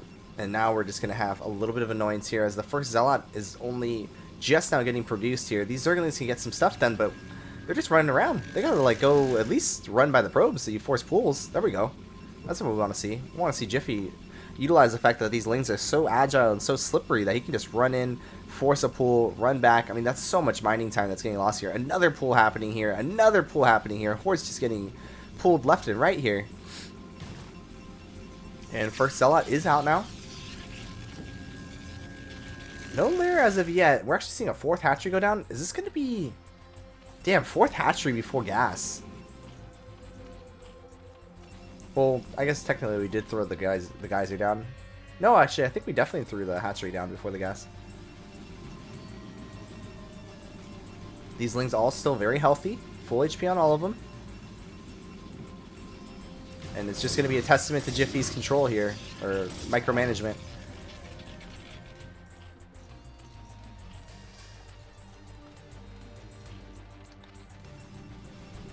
This is definitely very taxing on both sides here. Probably a little bit more for Jiffy, as he has to continuously control these Zerglings and make sure they don't get cornered by a Zealot or something along the lines of that. But we are seeing a Hydrogen go down here before Lair. And with these Zerglings still in the main, these Zealots are not going to be able to go across the map. We do have the Stargate being created right now. So that first Corsair is going to run across the map, and it might see these Hydras just in the nick of time to be able to get a couple cannons down. This is a very nice SimCity here. He's going to be able to plop down a bunch of cannons. I think they could even put another cannon here. I think you can fit 3 cannons on the left of this pylon, but I'm not entirely sure. You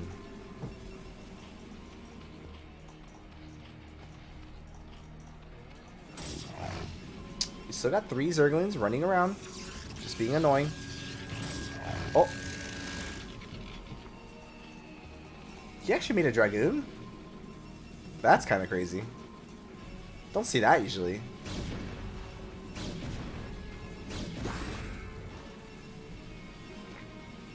I'd love to see him just suicide on a probe at this point. Just try to get one. Nice pull. Okay, it forces a little bit of lost mining time once again. So overall, that was fantastic harassment by those Zerglings. Obviously, the higher and higher and higher you get on the MMR skill, the more you can get done with those Lings. But not bad.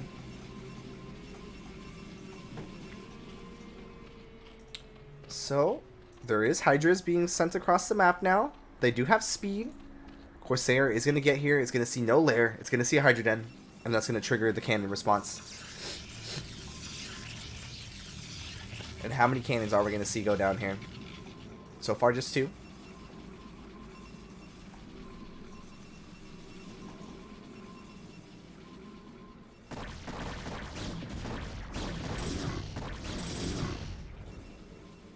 So now the question is this all-in commitment, or are we going to go eco from here?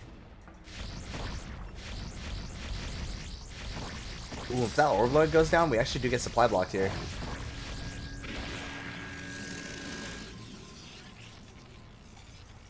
And we have a big commitment on the Hydras here.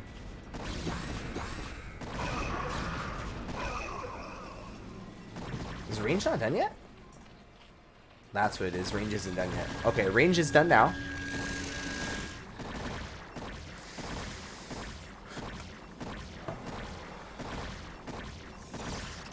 Could position these Hydras to hit the Forge.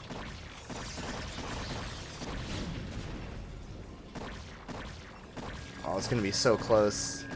If you can kill that Forge before +1 finishes, that's huge. Oh, he's not going to get it unless he actually really focus fires it. We got a bunch of Hydras in position here, but they're not shooting. Oh, it's going to be so close, but he's got to actually target the Forge. He doesn't know that it's almost done. The Forge is definitely going to finish the +1. A missed opportunity for Jiffymix. Unfortunately, these 2 Hydras is not shooting the whole time. And the +1 will complete.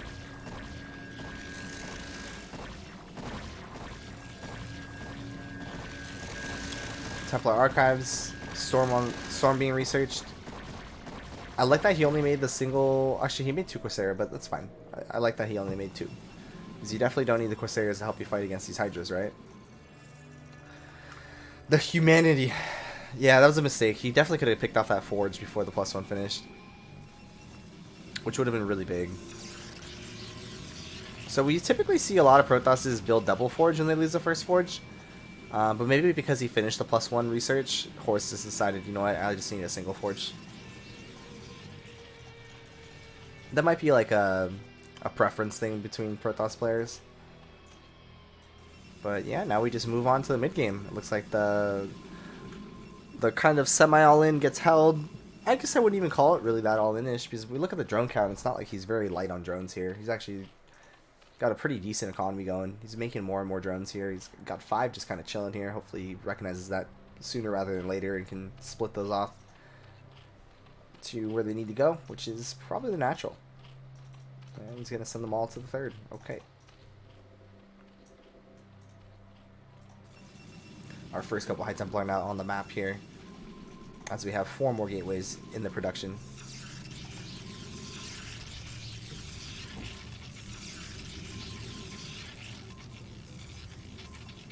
Would you say it's more important to prioritize the gateway or the Forge first? I mean, I personally like Gateway because I don't like Zerg making drones in the early stages of the game. So if you make the Gateway first, you force them to have to make Lings instead of drones. And your Zealots scale a lot better than the Lings. At least until they have Hive, right? So for the like early mid-game and mid-game, your Zealots are scaling a lot better. Especially once they get +1, they can two-shot the Lings and whatnot.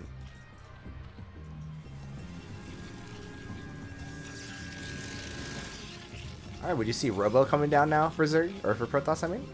And Singularity Charge for our Goon range upgrade. Looks like a Spire now being morphed. I wonder what this is for. Are we just going to make like a couple of metas and try to be able to pick off High Templars? Maybe that's the play.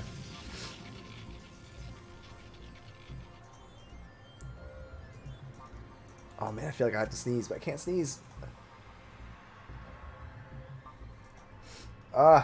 Fuck.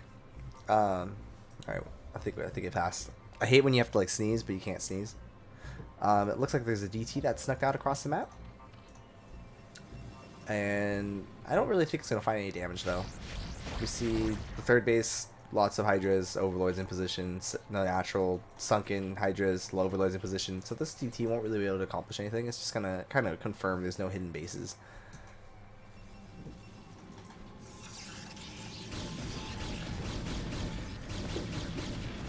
Alright, Protoss now just clearing off these eggs to just make it a little bit easier for him to... Oh, he's accidentally attacking his own goon. And wow, we actually made a big commitment to Meta. We went 11 Metas here. That's a lot.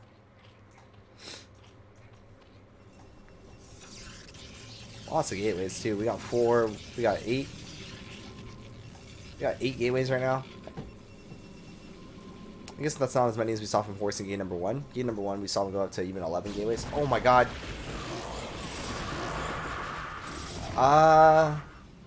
I don't know. I don't know how I feel about that. I think if he would have dodged those storms, I would have gotten really good. But he still did get 3 High Templars. And those were the High Templars that have been sitting a while, right? So maybe that was a pretty good trade to get 3 High Templar for like 8 or 9 Hydra. Yeah, I guess that's got to be good, right? This game is what tier? What's that MMR this is? I never know. Megavon? Megavon, this is tier 0. Everyone for sure is B rank, at least. I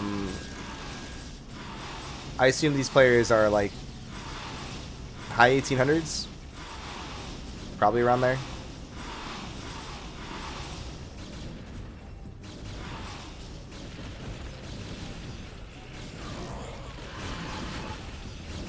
Oh man, some big moments here from Protoss. He's trying to keep these Templars alive. Muta's doing their best to try to snipe these High Templars, and a little bit of miscontrol there, definitely from Jiffymix as he jukes and jives at the Mutas, but definitely missed a bunch of shots there. Unfortunate. But he does still kill off most of the High Templars. I mean, there's only 1 left. 1 even gets morphed into an Archon there. 4th hatchery going down, or 4th base going down, rather. And, you know, this isn't looking bad for Zerg. Zerg's got his Evo. It's not upgrading, actually, but he'll be upgrading Carapace soon when he realizes it. Or maybe he's waiting for the gas count. I think he needs 200 gas for Carapace. It looks like Protoss is getting on the map now. Probably looking to take the 3rd base while he's pushing. We'll see if he sends a probe down to go take this 3rd. Maybe this probe right here is going to take the 3rd. No, it looks like he's just going to be adding a pylon there. Interesting. So we added 2 more gateways over here, so up to the 10 gateway count. Another set of 11 metas being produced. So he's really looking to shut down these High Templars. And as we can see, there's literally no High Templar. Oh my god, and there's nothing in the main. Oh, there's an Archon. Oh, this is going to be big time damage. If he can micro against his Archon, that'd be insane.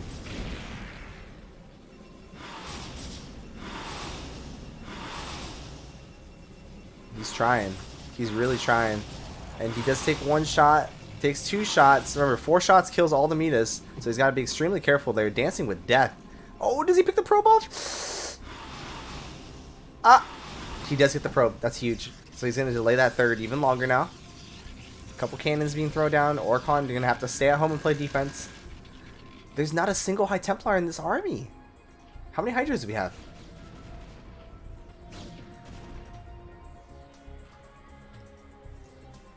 Looks like a little bit of a Hydra counterattack here.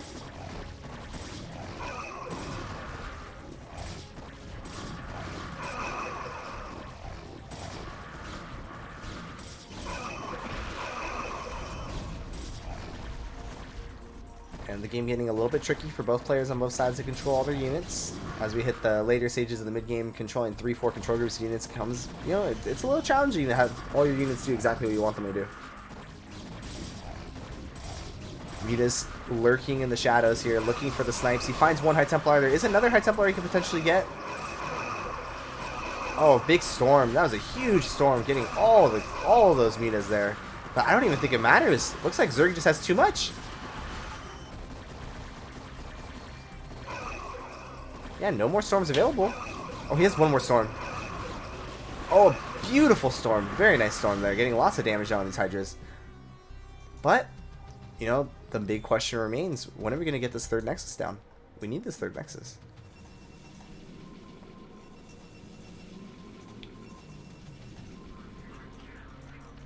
Zerg just going to add a couple creep colonies here at this third base. Or fourth base, sorry. And, yeah, we almost got Carapace ready. We're already at +2 spines. Looks like we haven't thrown down a Queen's Nest and a third Evo chamber just yet.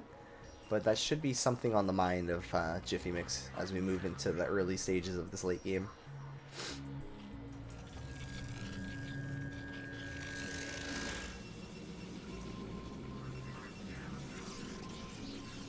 You know, Protoss getting dangerously low on minerals. He might even mine out right before he is able to start mining this third. So he's got really just one last hurrah here with this army. And he might need to just play defense. I think his priority should be to get this base secured. Looks like there's I thought that was maybe a probe going down there. Looks like the single Meta are going to go clear out the map, make sure there's no hidden Nexus on the map. That's one way you can definitely lose from a position like this as Zerg is Protoss gets a fourth base for free and just starts mining from it, and then just all of a sudden, you know, they get that extra gas and they can just make more High Templars and make more goons and etc, etc.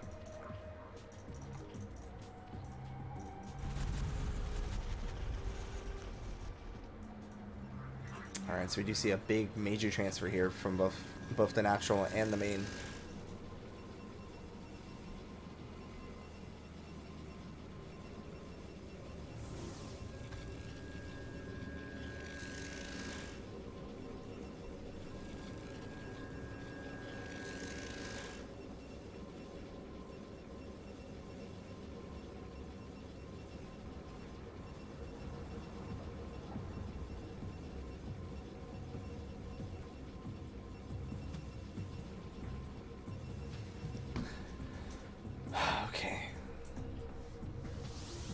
Oh, okay, this actually might be big. This might be big. Oh, there is a High Templar, or a Sunken and an Overlord in position, however. That's beautiful. Usually you don't see this Sunken in position here. Jiffy already on top of it, man. Nicely done by Jiffy to have a Sunken there. I feel like you don't see a lot of Zergs doing that, having a Sunken in position. He even had a couple Hydras in position. His Overlords are already there. Definitely a big moment there. I thought Horse was going to get some major damage done with that DT. But as we look at the supply counts, look at all these lurkers. So many lurkers. He's got like 20 lurkers, man. That's so many fucking lurkers. And I mean, we're on one basis Protoss. Zerg? 1, 2, 3, 4. 4 base Zerg economy versus 1 base Protoss? That's crazy. And now Zerg's going to go across the map. Up 40 supply. Has the upgraded advantage, right? Well, I mean, +3 weapon, that's definitely pretty good.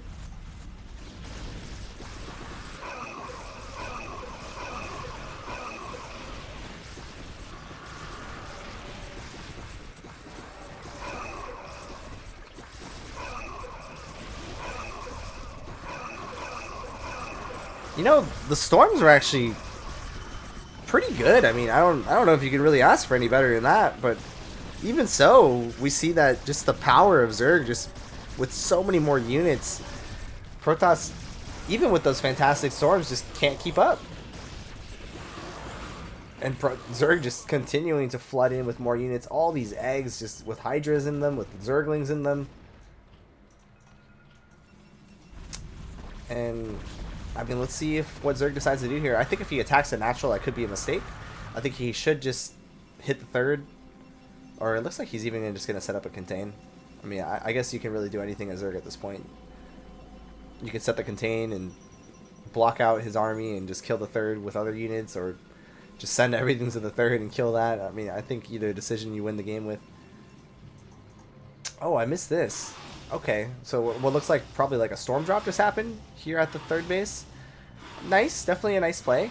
Definitely something that can help relieve some pressure here from Zerg, as that's going to force a couple cycles of drone instead of more Hydra or Zergling or whatever X. But yeah, with all these Hydras here, I mean, those Archons are going to just poof instantly. And with all the lurkers in position, boom. And that's going to be it. That's going to be Jiffymix taking the series 2-0. Excuse me.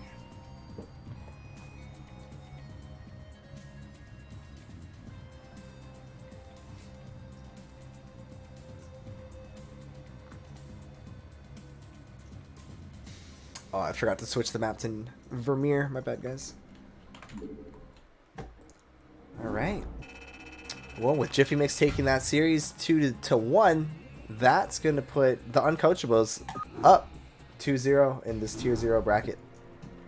As we go into series number 3.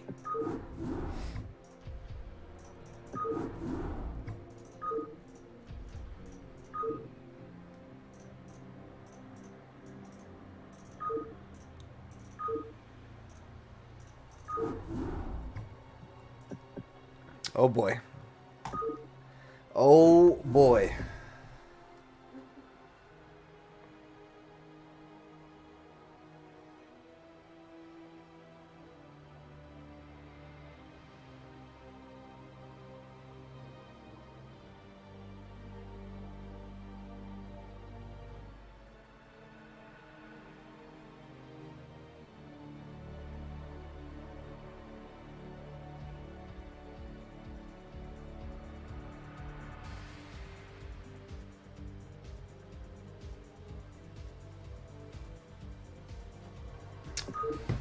You guys will see why I'm saying this right now.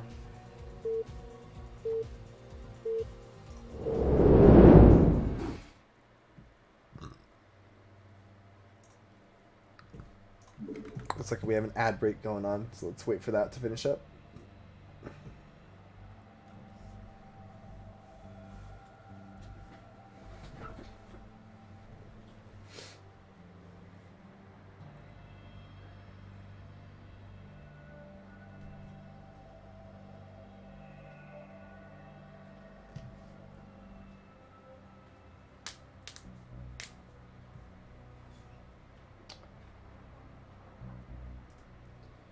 All right.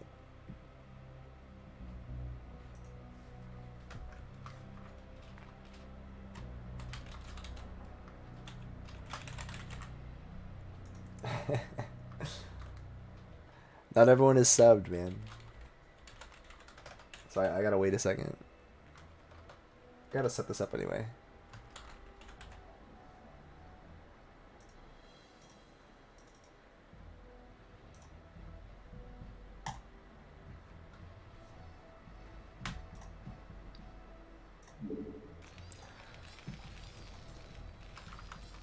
Ah, the fucking colors. Oh well. Alright, boys. Well, here we are. Series number 3. And look who it is. It's none other than Mr. Lovesnow himself. Up here at the 12 o'clock position. And we got his opponent. Iamsacul over here in the bottom left. Iamsacul representing the team Horse Emoji. And Mr. Lovesnow representing the Uncoachables. What's crazy is I'm the coach for Uncoachables for this team. They already named themselves Uncoachable before we even started the season. I had no part in the name process. Oh man, it's funny to me. Alright, so a little bit of a change up here. We had a lot of PVZs going on the first 2 series. 5 games of PVZ. I was like, thank God. We finally have a Terran. Unfortunately, it's me playing, so it's gonna make it. This cast might be a little weird. It's got to be a little odd casting myself. Yeah, Unco, why don't you come in here and cast, man? So I don't have to cast myself. This feels awkward, casting myself. I'm sitting in the Discord, dude. Go pour yourself a fucking drink of your 50-50 and then get in here.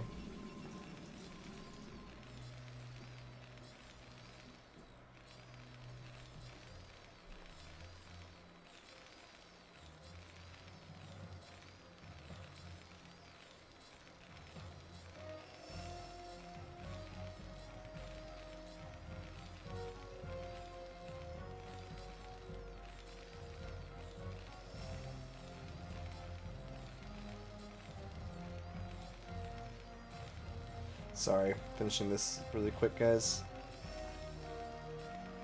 Okay. Alright, so Mr. Sacul sends his probe to the bottom right, does not find me first, which is good for me.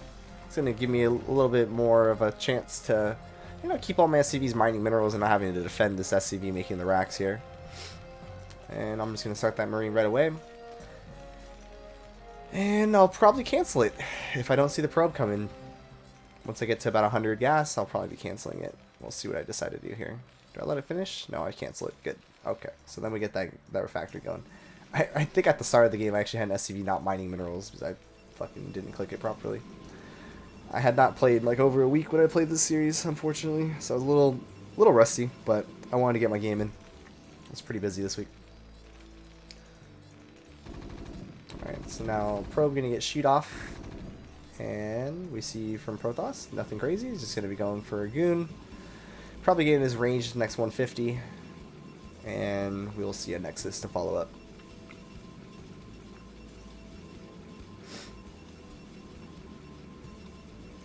Some of us work for a living.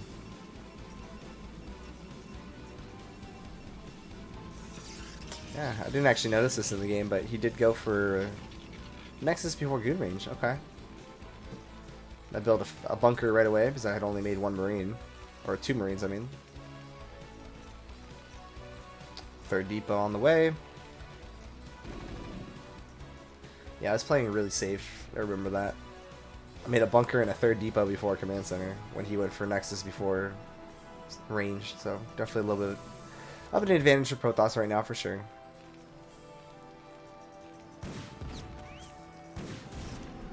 Picking off a probe was nice. And already we're starting to see a little bit of a discrepancy in the worker count. Looks like Protoss may be missing a couple probes here and there. Oh, and look at that. We do actually see a goon run by. Forgot about that. And I remember this vulture. I wasn't paying attention to it because I was microing this. Ah. And the goon goes down. So I lost 1 Marine and a vulture. He lost a goon. And we're up 3 worker.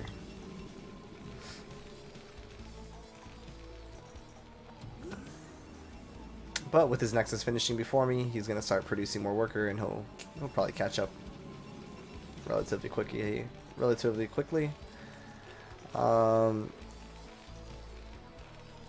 Yeah, I remember thinking about what to do here, and I've been testing out this Academy Armory style even after a fact expand. I've been liking it. So I didn't really know anything about this guy's playstyle, the Iamsacul. I knew basically nothing about his playstyle. So I didn't want to make a bunch of turrets and like not need them. So I decided instead to just go for Academy. That way I can just scan and react accordingly. For the side of Sacul, he's got 2 gateways, he's got his robo, he's getting his observatory, and he's positioning a goon to be able to make sure I don't get any mines in position to block him from taking a Nexus. So all standard stuff both sides here, pretty much. Vulture kind of just peeking out here, making sure there's no goons going across the map, because I don't have siege mode just yet, or any tanks whatsoever actually.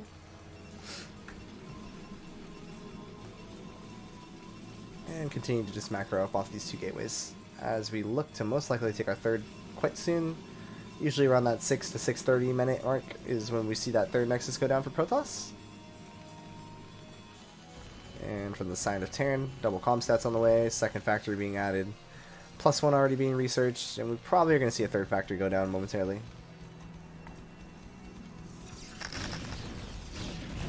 Oh, looks like I poked in just like 2 seconds too late with those vultures, or else I would have been able to pick off that probe. That would have been nice to delay that just a little bit. And looks like a couple Goliaths being added.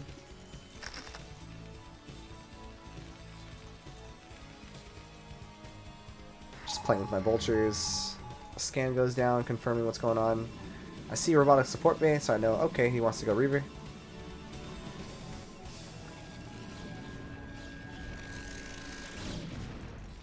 And yeah, I missed out on 4 workers because I went for the comm stats, so we do see that being reflected in the worker count. Well, I'm actually doing pretty good on worker count. It looks like 36 to 37. It's like, once again, a little bit of a slip up from Iamsacul, missing a couple probes here and there. And still only on the 2 gateways, as we do have shuttle speed on the way being researched, and we should see a Reaver started shortly. Kind of surprised he hasn't taken the second gas yet. But I'm not too familiar, actually, with when Protoss takes second gas.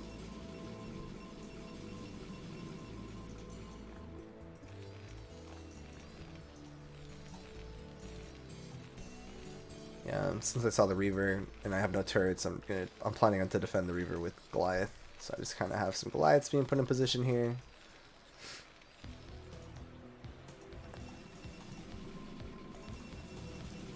Still just on 2 gateways. Third Nexus is done. No transfer as of yet. And a couple goons going to move across the map. Yeah, scan confirms that if there's been a transfer yet or how much mining has happened. We see that there has been no mining yet. So that's good for us. A couple of vultures are going to go sneak around the map and try to get in there and poke on the transfer. I think I barely miss it. Don't remember.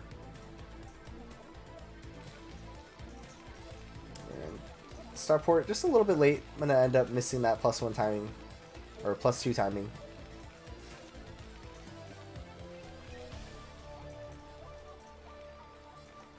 But yeah, all these Goliaths in position here, ready to stop a shuttle. A couple gateways being added now for Iamsacul, and a transfer finally happening now for Mr. Sacul. Goon's looking to maybe poke the front here. Just trying to see what they can get done. No, it looks like they're just going to position themselves right about here. As we do have a Reaver and 2 Zealots ready to go, ready to do something. And, I mean, we're at 9 minutes of siege mode, dude.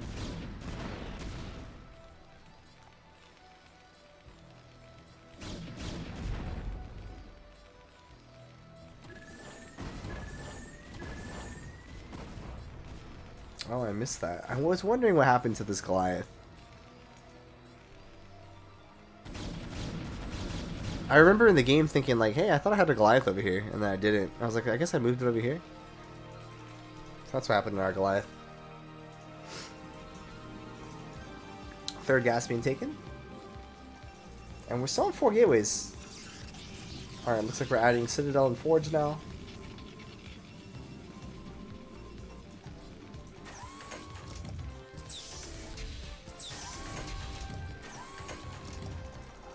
Two on the way for Terran. What happened to that shuttle? Oh, okay, it was just chilling on top. So third CC on the way. Should see some factories going down now. Let's see if I ever build them. And we should definitely see Protoss sending a probe to go make a 4th. I mean, he can see that I'm going for a 3rd command center here.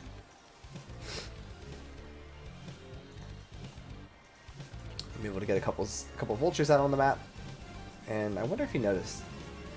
Looks like he didn't, because I don't see any big reaction from Protoss here.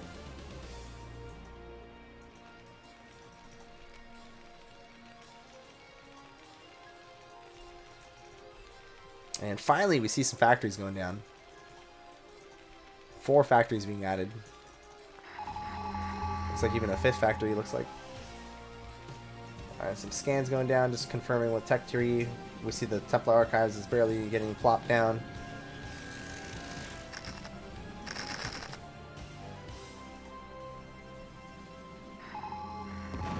And we see the doors open. So why not? We run in there. Fortunately, he has a couple goons pop out. I just had that perfect timing. We would have been able to get a lot more probes if that didn't happen. But still getting some damage done here.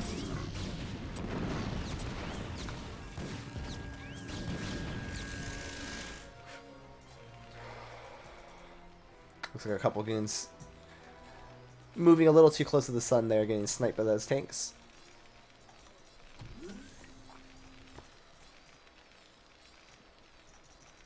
As 2-1 is just about complete.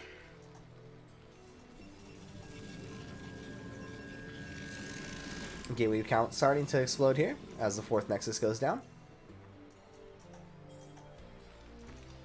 And yeah, this Reaver really just hasn't done anything this whole game.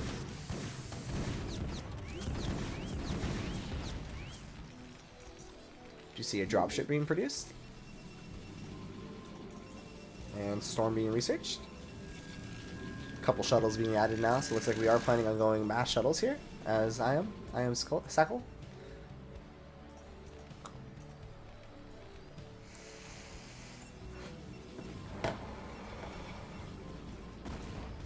And that was just an observer. That wasn't one of the shuttles. I don't think. No, yeah, the shuttle with the Reaver and the Zealots here. Just an observer.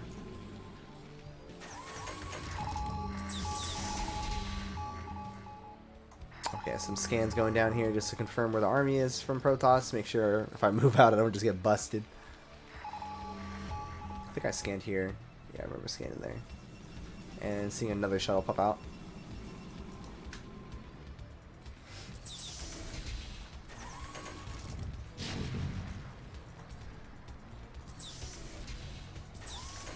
And slowly just gonna try to take my third. It's pretty late. I mean, 13 minutes is pretty late. I think like 11 minutes is like when you want your latest third, but I didn't really have a good read on what was happening this game. I thought his 4th was like extremely late, because I never saw him take it, so I was like, okay, he's probably just trying to all in or something. Not all in, but like go for like a bust of some sort. So I remember being really patient about taking my third.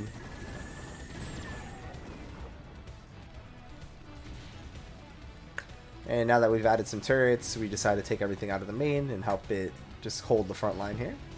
Oh, while this is going on, we actually had a little bit of a tank and vulture drop. Looks like we just got 6 probes, so nothing crazy. But we did force a transfer, right? So that's not horrible. It's pretty good.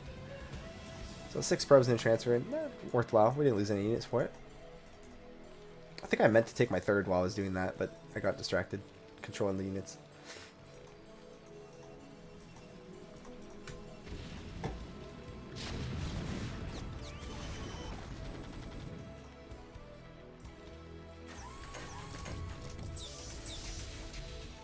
A little bit of a supply block, unfortunately. It's got a couple depots being built to hit that 200 supply.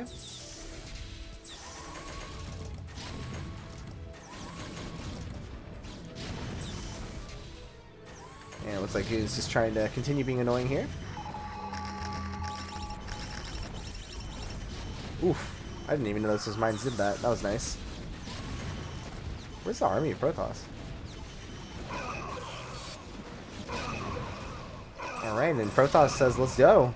And yeah, that looks like that gets held pretty handily. I think Protoss just needed to get his whole army together. He kind of sent like 2 waves of units in instead of 4, because he could have had like all these Zealots and High Templar and the Reaver even. He was missing out on a lot of units there. Ah, I didn't realize that. But yeah, looks like that's going to be the GG called, and I win game 1. We go to game 2. Feels so weird casting myself, man.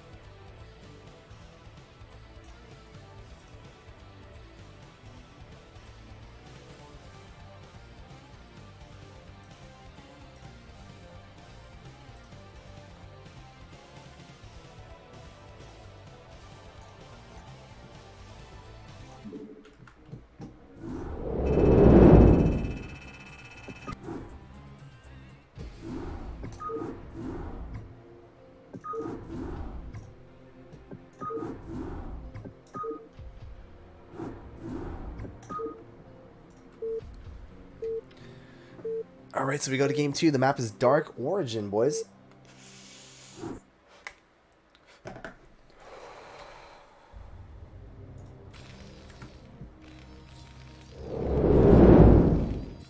And here we go.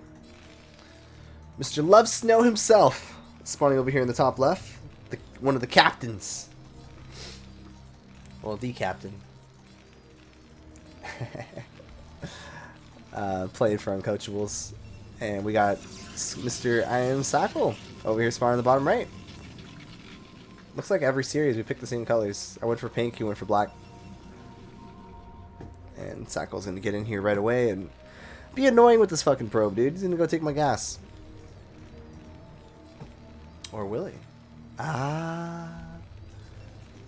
We actually go for 11 gas here, so we do get our gas in time before that probe can come over and steal it away from us.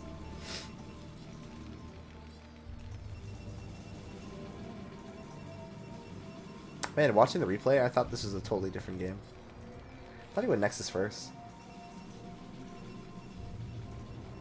But he actually went for Gateway into Nexus. Wow. Probe just trying to be annoying here, trying to take some of my minerals. Little bastard. He's going to get shooed away. And yeah, it looks like Mr. Sacul is just going to take that fast Nexus here.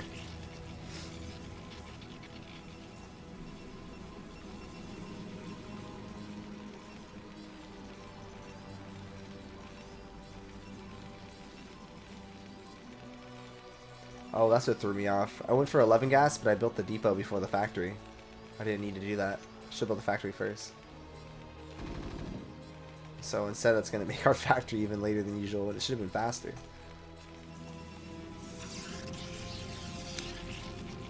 I didn't actually see that forge. That's a mistake.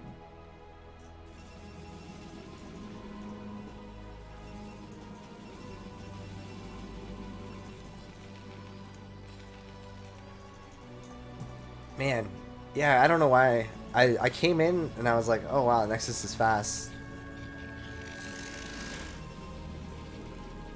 I think I was considering going for a bust at this moment. But then I saw this cannon. I was like, what?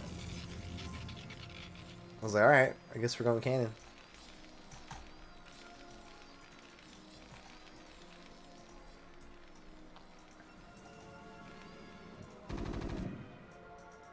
So in response, we just throw in our command center.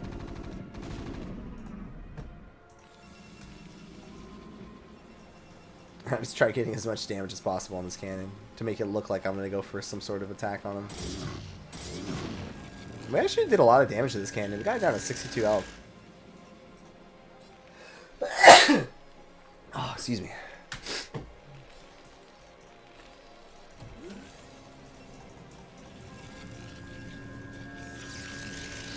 And now the cybercore being planted.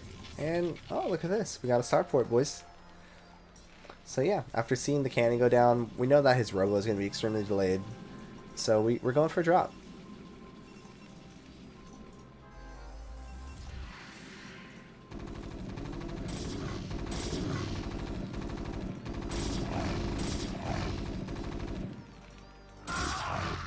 Losing that Marine was a bummer. Would have been nice to keep that second Marine alive. Because I remember thinking, like, fuck, dude, he better not see my fucking starport. That's all I was caring about.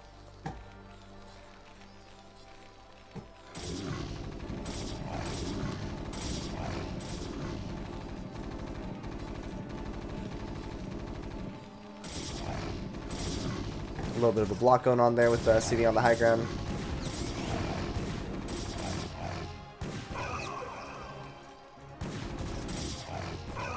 And that gets cleaned up. And crazy, Sacul actually goes for a second gateway before Robo. So his observer, which was already going to be delayed, is like extremely delayed now. So Starport should be able to get some damage done here. I remember getting very upset at myself for losing that vulture.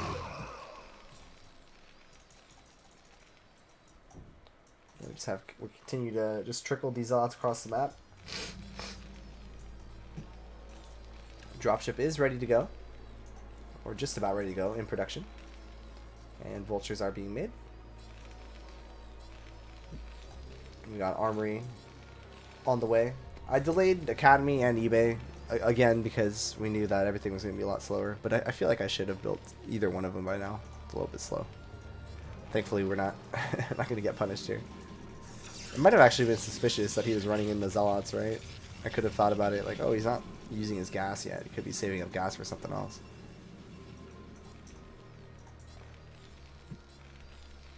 I think I wanted to use these vultures' mines before I went across the map. Oh, I did speed first.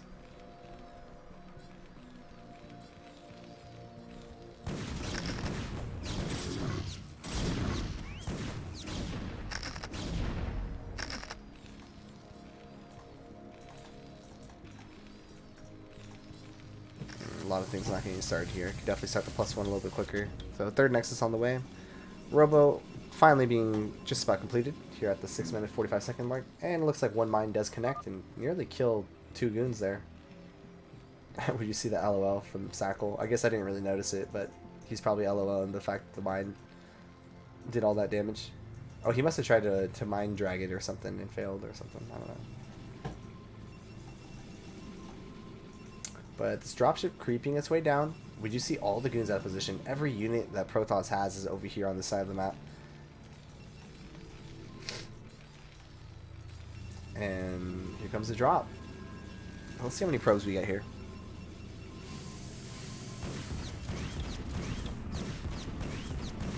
Three probes, 4 probes, 5, 6, 7, 8, 9, 10, 11, 12.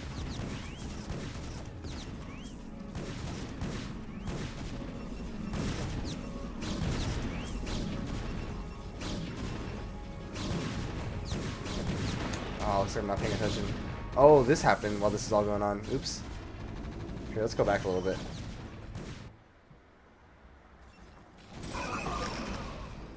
Alright, so while the drop happens, we do have an attack from Protoss, actually.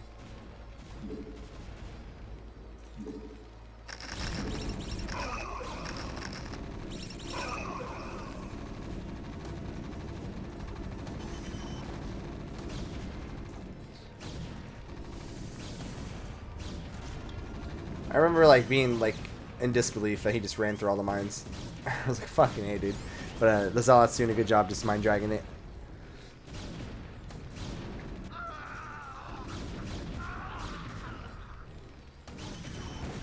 But yeah, we end up holding this pretty well. And after the aftermath, we're down, I mean, we're up 10 workers. It's pretty big. So Vulture drop definitely doing big time damage. He's not even mining at his natural at the moment. Barely mining at the third.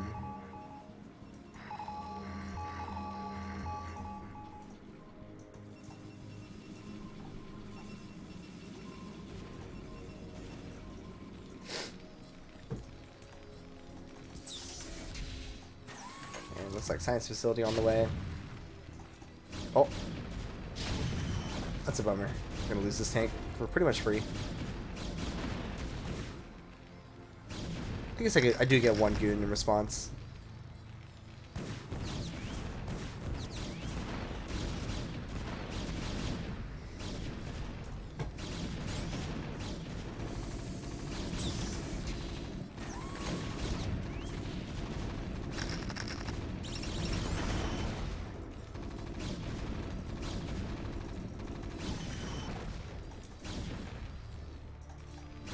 Yeah, and I mean, Sacul doing a good job there. I guess he got two tanks for what, like 4 goons. I mean, I think that's still okay. Maybe not this move though, running in those 2 goons there, just kind of suiciding them in. A little bit of a mistake on that one, but I think 4 goons for 2 tanks is okay. Anything you could do to keep the tank count low for Terran is probably really good as Protoss.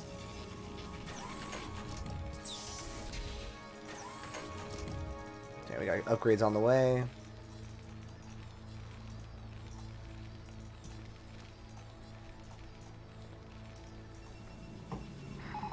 Couple vultures sneaking down to this bottom base, and we are going to get loaded up in the dropship, and we're just going to drop them here in the natural, I believe.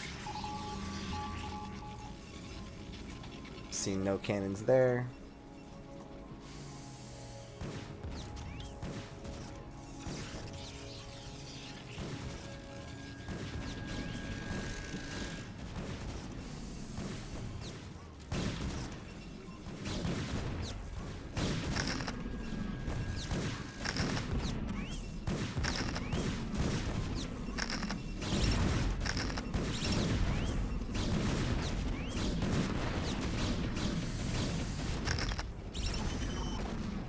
I didn't even notice I got a probe on that mine too.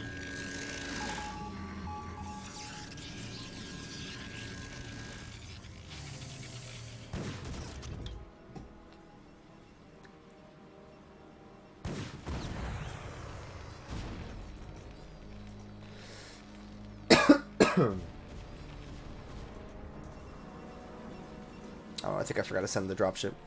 So third command center on the way. We should be adding factories. Yeah, there we go. We are going to start adding some factories here now. 2-1 already on the way.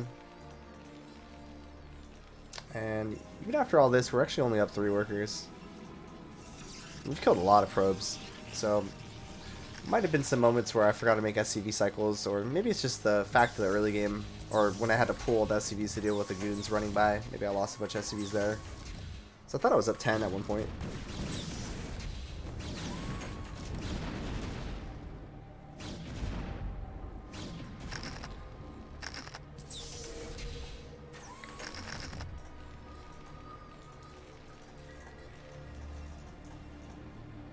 So it looks like Sacul adding a Stargate here, and oh, look at that. So we have +1 air weapon on the way. So that means we're going to have some carriers. So Sacul looking to get some carriers going. Some 3 base carriers. Alright. So will this be like my game against Tasteless where I didn't scan it? We'll find out.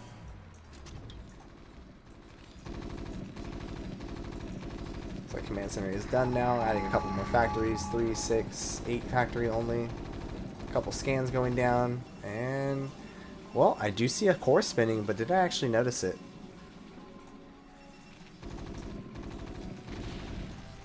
I don't know. I don't think I did, if I recall this game. I think I scanned in, I didn't even notice it. But we do see now going up to 3 Stargates and the fleet beacon.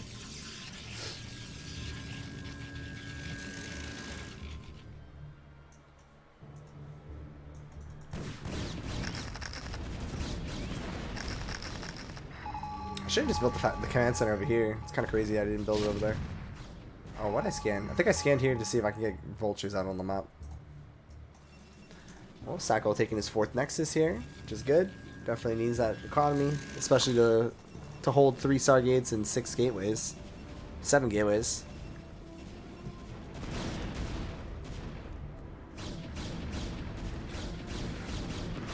Oh, excuse me. Sorry guys, it feels really weird casting my own game.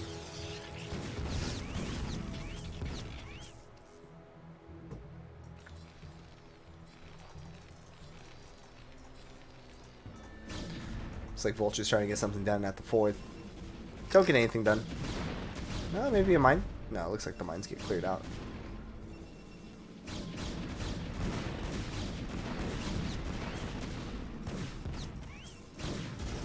And, you know, a couple probes get killed. Not too shabby. Like 4 or 5 probes get killed there, right? So that's not too bad. From the side of Terran, looks like our goal right now is just to max out. We got our 3rd base going. We're getting our 3rd add-on. We're getting refinery. I think at this point I still have not confirmed those carriers.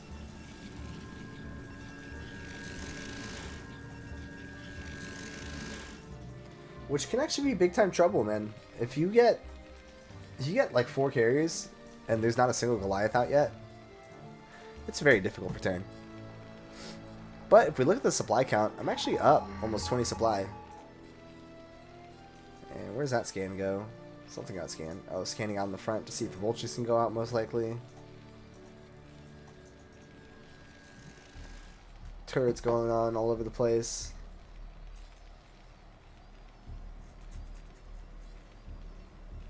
I think I might even have like 3 control groups of vulture at this point.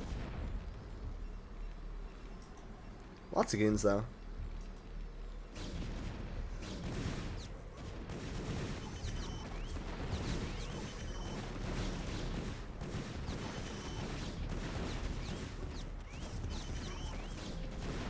And Vulture's just doing work, dude.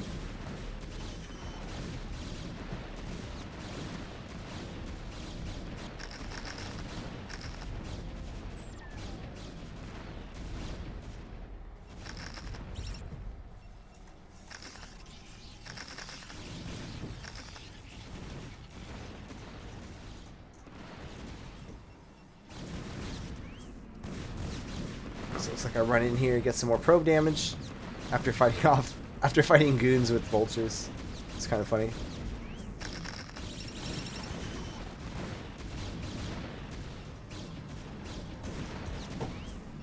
Well, after that, he lost about 8 probes or so. And looks like some more factories being added here. I don't even think I've scanned this freaking Stargates yet, man. I really don't think I have. Was that when I scanned it?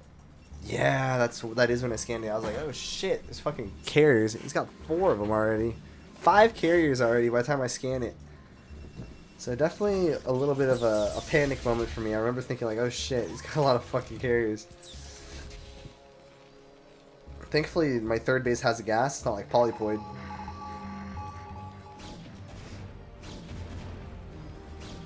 And I decide, okay, it's time. Let's go.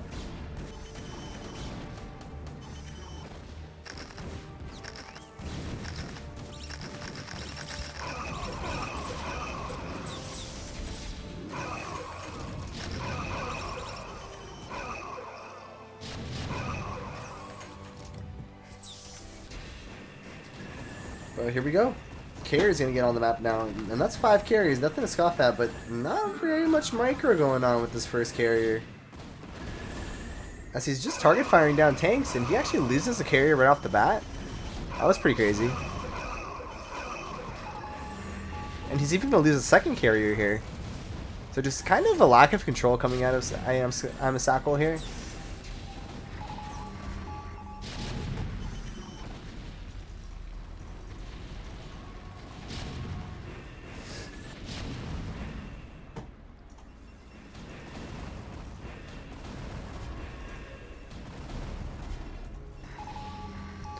Look at the mineral counts for Protoss. I mean, he's just about to mine out. He's got only his 3rd, really. So he definitely needs to secure this 4th base to stay in the game.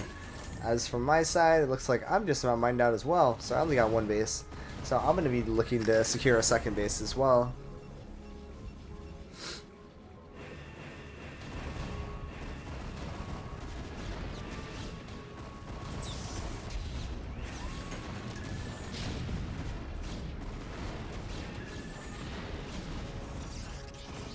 And with 2 volleys, end up taking down that carrier, or taking down that Nexus rather.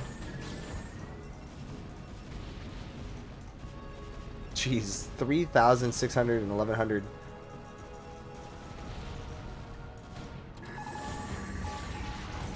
And that's another carrier that goes down.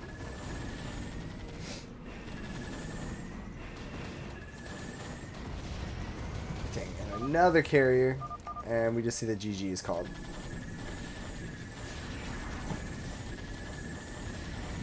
Alright, and that's GG number 2, and that's going to be the Uncoachables up 3-0 now against Horse Emoji.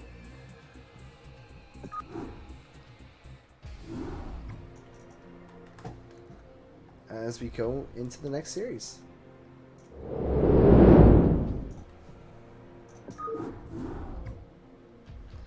What's up, Salty Sour Lemon?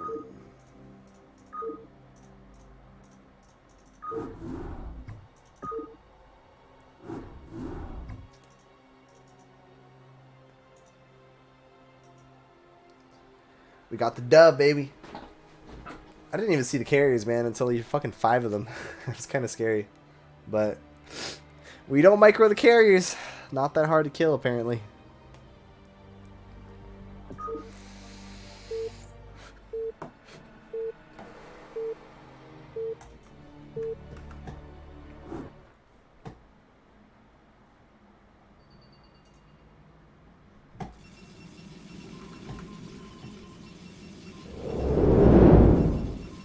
Alright, boys. Here we go. We got Mr. Too Sexy For Ya. Representing Team Uncoachables here in the top at the 12 o'clock position. And then we got a man that everyone knows. It's Mr. Keen. Over here on the bottom right hand side of Apocalypse. And he's going for that overpool build. And our boy, Too Sexy, is he going to build a gateway? Man! Every Protoss today. just loves the forges. Is that just like the popular thing nowadays, Azhi? No one likes going gateway anymore? Have Zerg's gotten too good at beating the Zealot, or what?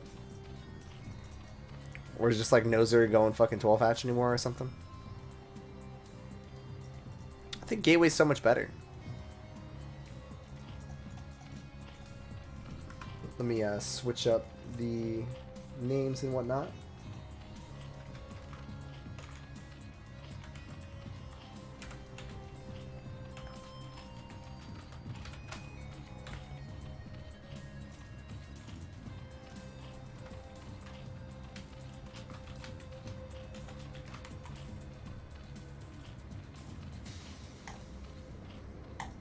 Alright, here we go.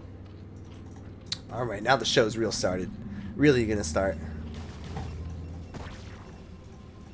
It's like Drone doing a little bit of harassment here. Gonna poke and spit on that little probu. But then I'm just gonna turn around and go home. Oh my god, did he kill the probe? He kills the probe. That's huge. Oh, already a second probe out on the map. So a little bit of a mistake from Too Sexy to lose that first probe so quickly, but he does have that second probe already coming across the map. But Forge made a comeback lately. I could try joining you, but I don't know how my audio will sound. It's all good, man. You're gonna have to cast yourself. You're the final game. I'm casting Keen against Sexy, and then it's you. It's weird casting myself. Like, I feel like I don't have the enthusiasm when I cast myself. I'm like analyzing my game too much.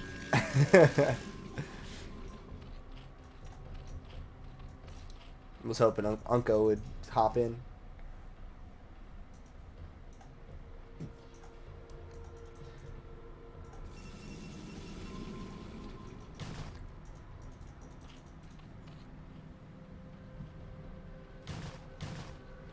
And let's see how long this probe will stay alive.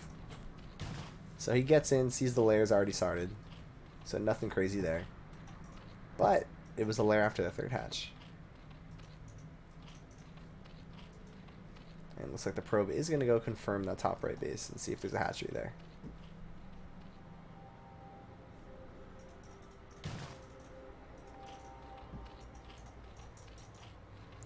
Okay, let's get a little sip of beer here. I gotta leave in like an hour, but...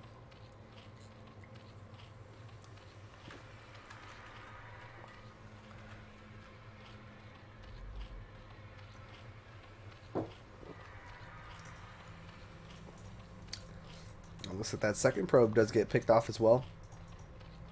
And we are just going to see the Spire go down. Stargate on the way. And second gas already started. This seems like a really fast second gas. I feel like our Protoss, our PVZs today, we haven't been seeing the second gas until after Stargate. This time around we're seeing the second gas before the Stargate. So I wonder if there is some sort of plan that Rev has, or Too Sexy for You has. This was a Forge first build, yeah. Oh, maybe it's to be able to have the gas to get the +1 started right away and the +1 air weapon or something? I don't know.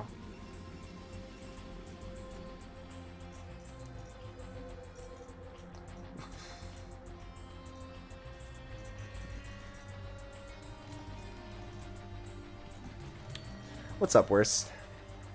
I feel like I played against you recently on the ladder. I think I remember playing against you.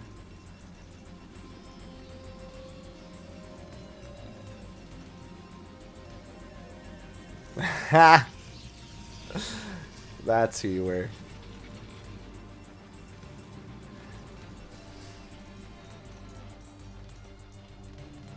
You play Protoss, man, dude. Fucking benefits you if there's lag. I don't even lag, dude. You must be like from freaking Europe or something.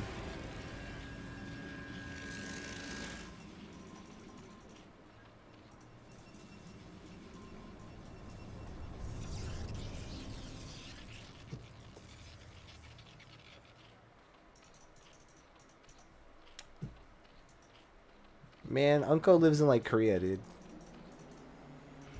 Oh! Oh my god, the Scourge almost connecting with Corsair. That was a big moment for Keen. Unfortunately does not catch it. They're kind of unlucky. The Scourge take a moment to open up their eyes when they're born.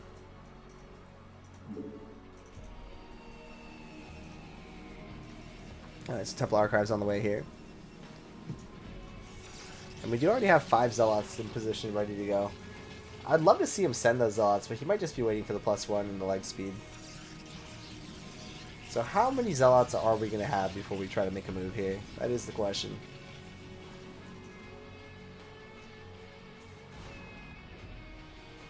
Very fast +1 spit upgrade getting done for Keen here.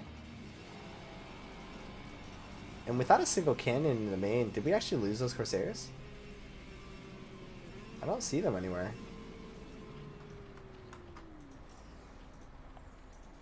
Yeah, I think the Corsair died to the Scourge.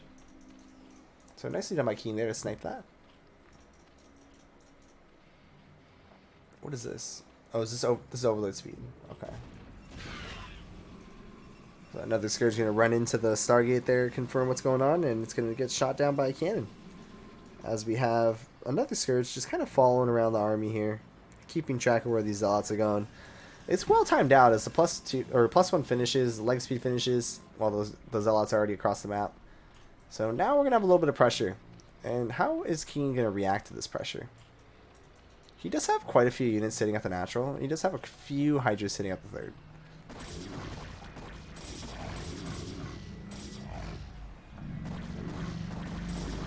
Okay, so that's the move by Keen here, is to use the drones to try to work as a wall for those Hydras in the corner here. And while this is going on, we do see the Corsair going to be doing some damage over to the Overlord. And a DT even running in, but unfortunately DT is going to get denied right away. And he's even going to lose the Corsair. It's a little bit of a mistake there. He has gotten quite a few drones, but at what cost, you know?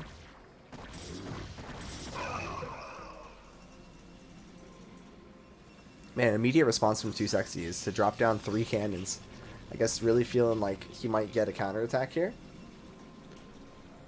As we are starting to see more and more Hydras get morphed here. The gas count, extremely low though. We're going to need a third gas, and it looks like Keen agrees, and third gas is going to get plotted down, or plopped down. Does he have Storm Complete? I think he does. And if he does have Storm Complete, that means he's got 4 Storms. I don't think you're breaking this with Hydras against 4 Storms. Oh my god, and the first Storm doing massive damage, going to be killing 5 of those Hydras. That's huge. Really, really nice Storm there.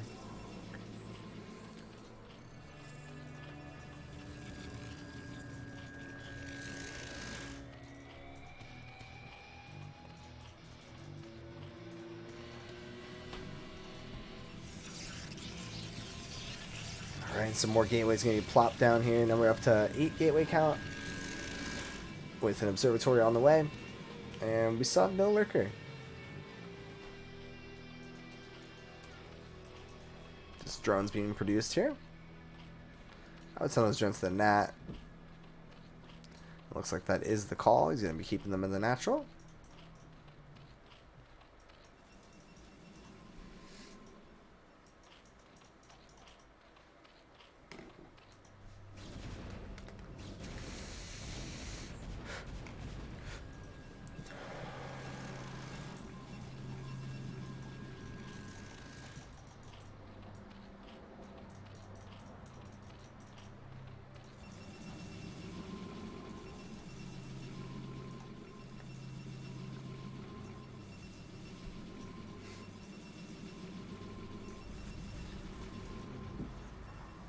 So, I'm curious to see what 2Sexy wants to do here. Looks like he's just trying to get a little bit more of an army count.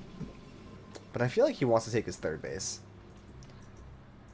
As we do have a drone going down to the bottom left. Looks like Keen looking to prepare to take his 4th. And some mutas being mixed, getting added to the mix here. Going to be looking to maybe snipe these High Templars. And there is a lot of Storms available. 2 Storms each on all these High Templar. Or maybe 1 on that one, but... 7 Storms available. Looks like we're going for the Power Dragon. Yeah, a lot of Dragoons being added. And I guess the Dragoons are nice too, because they counter the mutas, right? Not counter, but like they can at least shoot up compared to this Mass Zealot.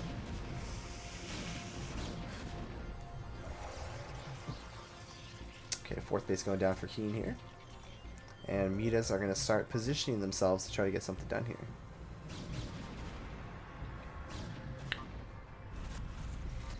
And this is a good fight for Keen here, as he does have the high ground.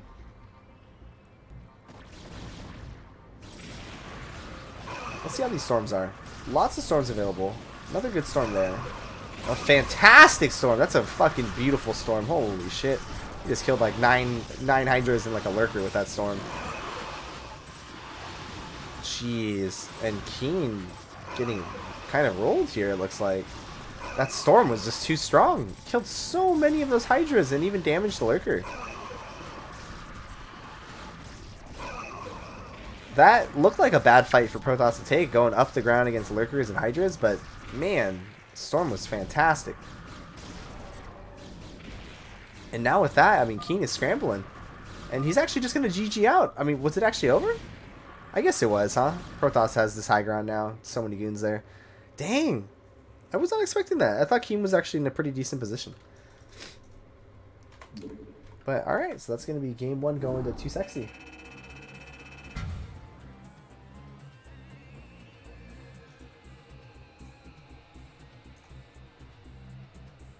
So we go to our next map. Dark Origin.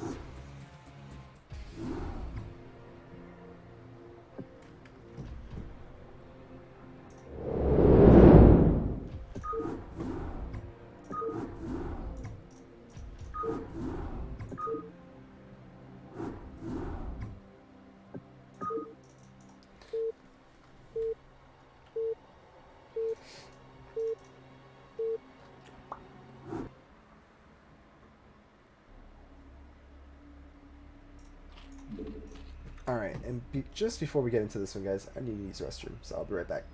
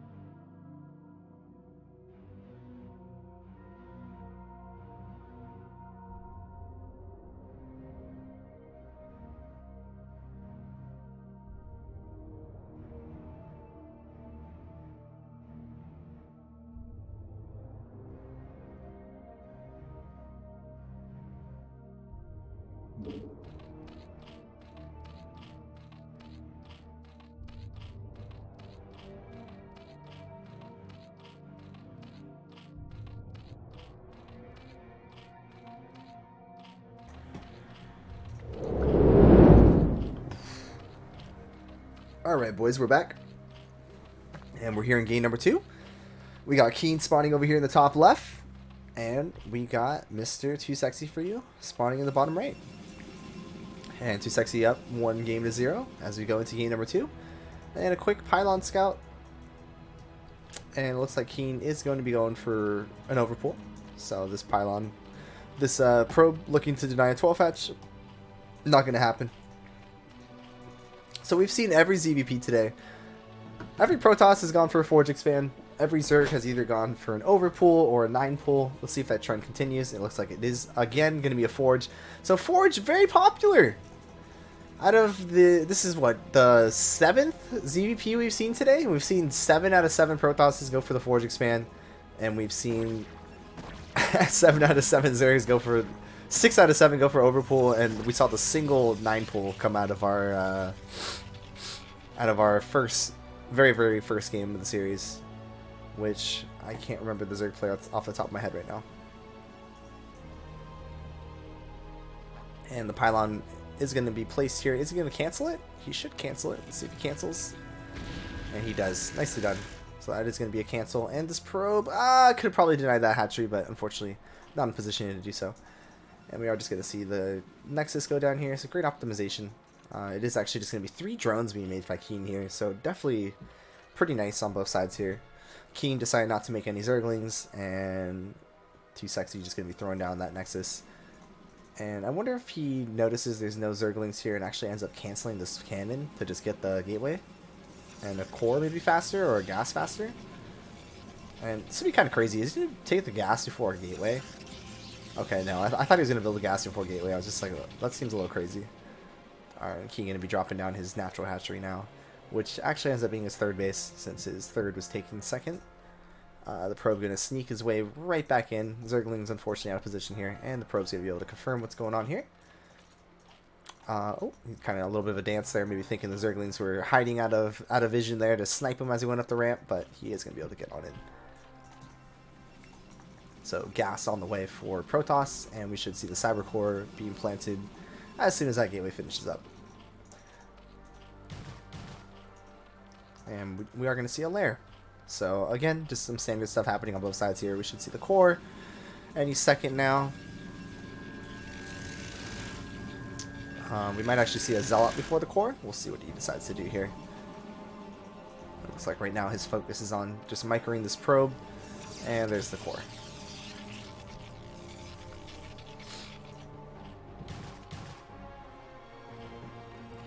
So, he might get the probe. Okay, the probe's going to be able to heal up a little bit. Once he gets a little bit of that shield, he'll be able to take at least 2 more hits. He's now at the point where he can just about take 3 hits. So that probe is going to do a good job on just continue to stay alive, continue to confirm that there's no Hydra Den, and that it's just going to be some standard stuff coming out of Keen here. I mean, you could see some crazy. You could see like a canceled lair and like double Hydra Den or something. That'd be kind of wild, but I mean, I guess that is always a possibility. I think typically Keen is more of a standard player, but, you know, something to maybe think about, mix it up. 2nd gas done. So it looks like the timing for the 2nd gas is like when you throw down the core, huh?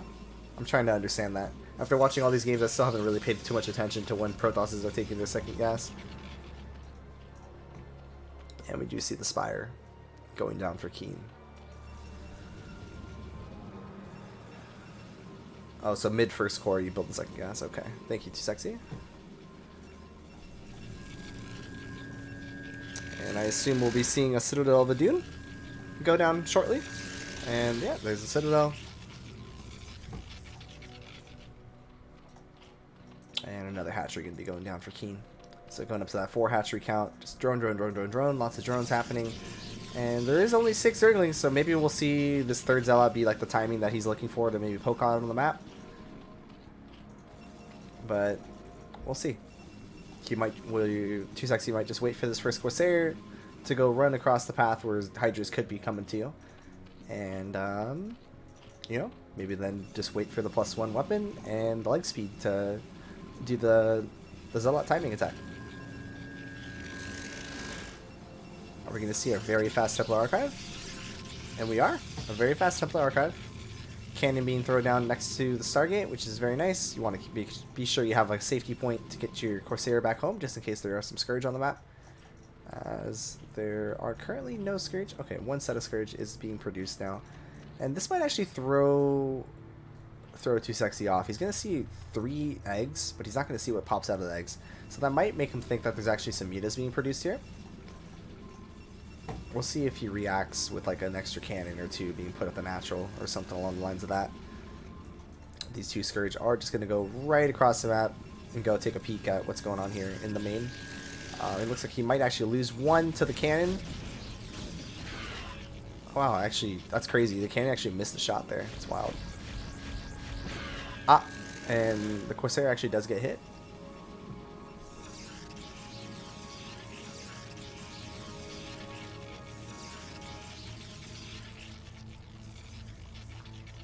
You go check the eggs.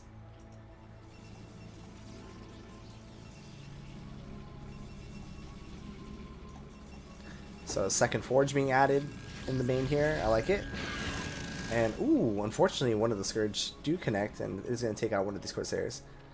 Well, what I was saying is that you didn't see what the eggs hatched, right? Like you ran away before the eggs hatched because you saw Scourge flying to your Corsair.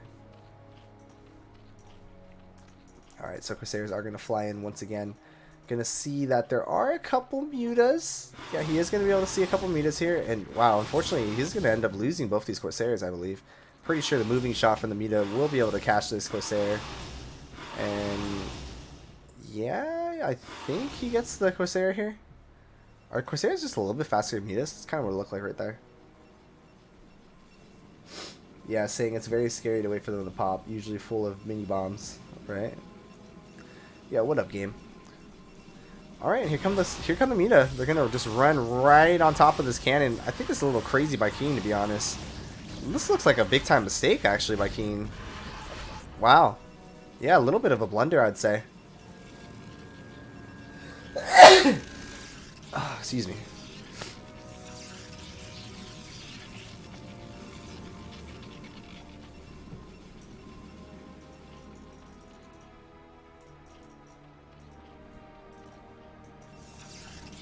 And with a lot of money in the bank, it looks like Too Sexy's going to start adding those gateways. And he even has enough to add 2 more if he really wants to. Let's see if he even adds a 4th gateway here. Looks like he is looking to add a 4th one. Yeah, so we're looking pretty solid this time around. He got his Templar Archive tech, he got High Templars, and then he started adding these gateways. And it all lines up so nicely, right? All the gas that he's been using up, or saving up, gets used on the High Templar. And every High Templar only costing 50 minerals, so he starts to have a little abundance of the resource of the minerals, so it then spends the minerals on just the gateways, which cost no gas. It all lines up really nicely here. Keen just kind of, what's the word I'm looking for? Fanning out a couple Zerglings across the map, just looking around. And a DT going to be kind of patrolling here at this 4th base. It looks like these mutas are going to go clean that up. And an immediate reaction from Too Sexy, so he's not actually going to lose that DT, so that's nice. He wants to keep that DT alive. A lot of Hydras being added into the mix now. +1 weapon just about complete. As we do have, I'd assume, +2 weapon already on the way for Protoss. Oh, actually +1 armor. He forgot to start +2 weapon. A little bit of a mistake there. And we are just going to power up a Zerg here going up to that 6 hatchery. And it looks like we're just going into nothing but Hydras. But this time around, it really looks like Protoss's build was pretty streamlined.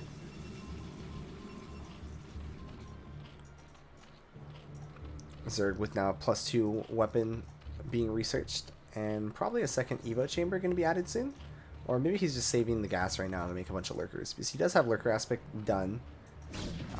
There are already observers, however, so really nice timing on these observers. He's going to be good to go if there's any lurkers on the map. And okay, it looks like the play is we're just going to run up to this high ground and cancel a 4th base and maybe push down in and take down the 3rd. A couple lurker eggs going to be morphed here, a couple more over here, so definitely a lot of lurkers. We got 11 lurkers in the mix right now. What would be crazy would be like if he can get to the lurkers and just storm all the eggs. That'd be fucking nuts.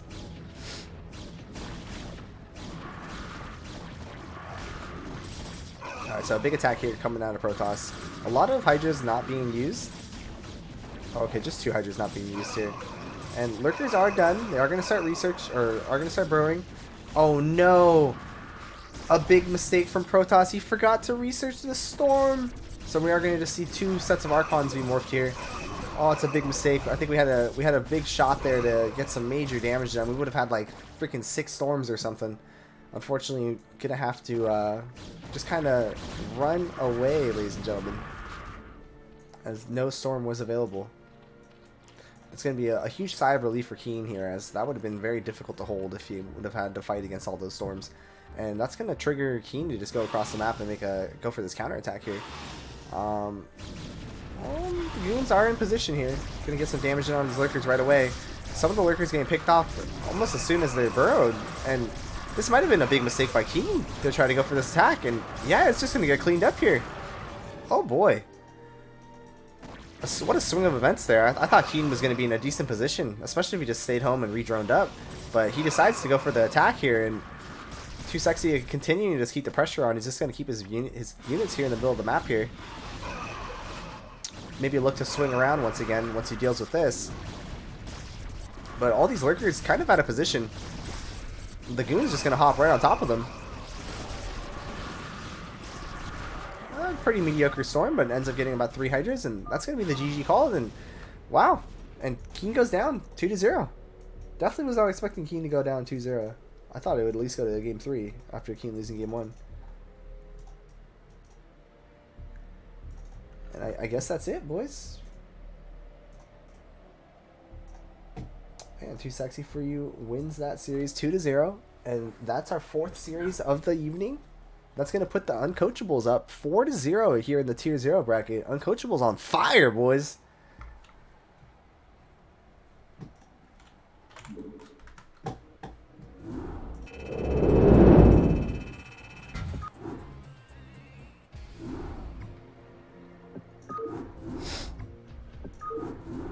As we go into our final series of the evening, it's going to be Masucci from Clan IRK up against one of my boys, Mr. Azhi Dahaki from Clan Nam.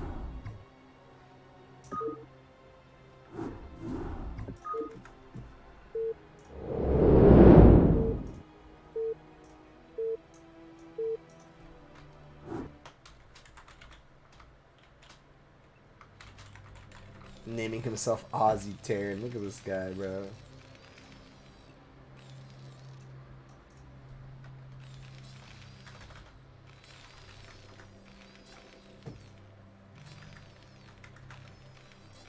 Sorry, I couldn't see his name, so I'll switch it to yellow for a second.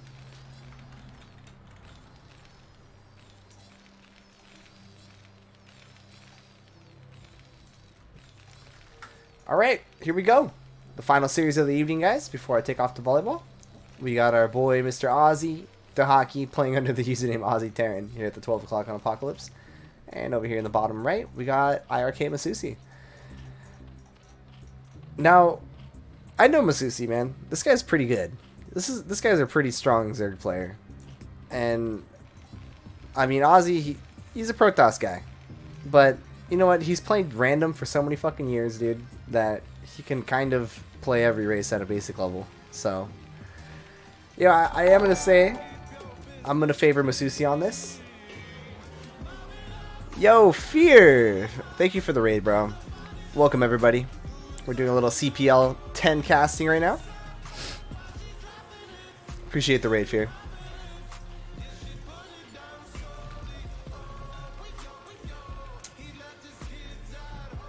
Oh, taco meter, hey man.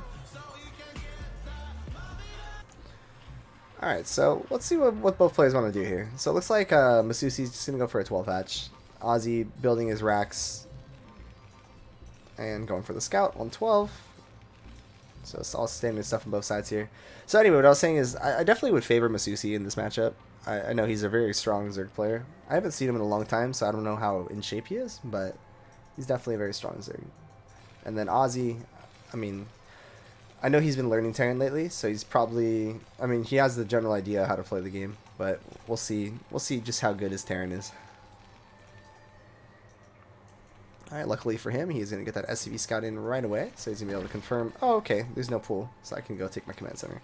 But because there's a drone in the base, we might still see the second depot and a marine be made before the command center. Or we might just see a 16 command, and we're going to cut an SCV to get the command center, and then we'll do the depot afterwards. We'll see what we decide to do here. Yo, Aaron. Hey, buddy. Okay, so we're just going to get supply blocked, I guess. Oh, no, he is going to make the decision to cut that CV to get the depot. Okay, good. I thought he was making a second marine and making a CV there before the depot. Okay, so it's going to be just a two-hatch spire timing, it looks like, most likely. Unless we see some sort of hydrogen get plopped down when the lair's about halfway down or something. Seems like a slowish... Oh, no, 3 minutes, I guess that's not too slow. So it's about 3 minutes and 15 seconds till Spire and Mitas get to Terran's base. So let's see if he hits that. Around 6:15, we should see the Mitas start harassing the base of Terran here.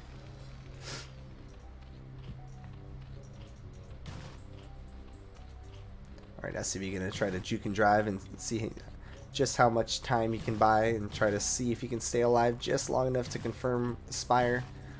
And, you know, Masucci doing a good job with these links. A little bit of nice, you know, this SCV got his Nike shoes on. Speaking of Nike, guys, I just talked to a Nike representative today from the donation department. My club team that I started up, my girls might be getting sponsored by Nike, dude. I gotta wait 5 to 7 business days to hear back from someone even higher up than the guy I talked to. But they like my proposal and they like what I'm doing. They're a big fan of supporting the nonprofits and especially community-based stuff, and especially the fact it's relating to young girls. So we might be getting sponsored by Nike, dude, which would be freaking sick. All right, anyway, back to the game. Yeah, where's the second racks?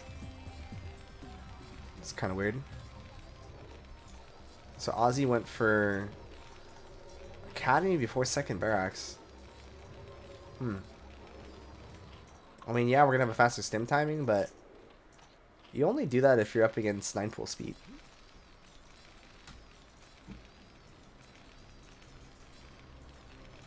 It's not really ever a reason to go for this, Azhi, unless you're going for unless you thought it was 9 pool speed opener. Well, here we go. 5 Marines and a Firebat and a Dream. Oh, and he's going to pick that off. Are we going to see a Sun Colony in time, though? Oh, boy.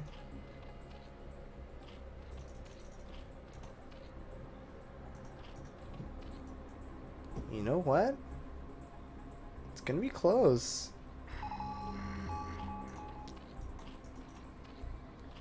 Your first scan went to the main? You got to scan the natural first, Azhi. You got to see how many drones there are and if there's Sunkens. Well, you did force out a bunch of lings, which means the larva wasn't able to be saved for the meta. Oh boy, our eBay. So eBay definitely a lot late. Typically, guys, for you guys learning the TVZ matchup, 4:45 till like the latest 5:05. You want that eBay. Anything later than that, usually the metas are going to get in your base before your turrets are done. Alright, so let's see what happens here. It's only 3 metas because we did force out 6 ling from the natural hatchery. So the metas are going to trickle in a little bit slower than usual. And, you know, what do I know, dude? Ozzy's going to have his turrets done. Oh, just kidding. I thought he was.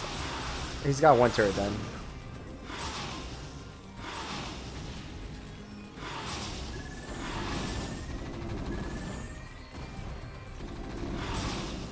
Okay, kind of interesting. We're trying to micro against metas with micro against marines with 3 metas.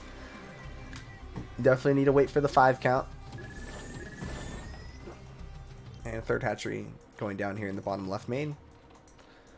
Overlords look like he's just stacking them down in the bottom right. Have just some little overlords to be able to hotkey with the meta. Wow, and a lot of turrets going down. We got 5 turrets here in the main. 3 turrets in the natural. I think 3 turrets in the natural is good, but 5 of them means a lot. And we also have our turrets in a weird spot. They're like on the side behind our minerals. Typically you want your turrets inside the mineral line, So that way your Marines can reinforce the turrets. With the turrets out here, you can't really get Marines to help support your turrets when the metas are microing against it. And we do have the +1 weapon on the way for these metas here with the Hydrogen follow-up. So we're not going to be all in meta by any means. But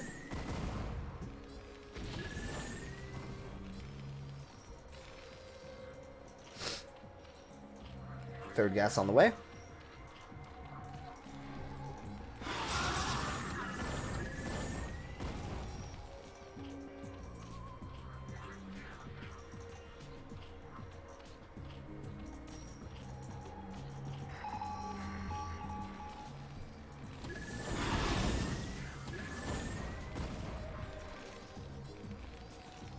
Okay, double starport started. Good, good, good. Oh, more metas being produced. Okay. Queen's Nest, Evo Chamber. Alright. Lurker aspect about halfway done. Looks like Azhi looking for that third base. If he would have saw a hatchery here, I think he could have assumed it was all in meta. And SCV Scout going to be being sent across the map here. Going to be looking for that third hatchery, or that third base.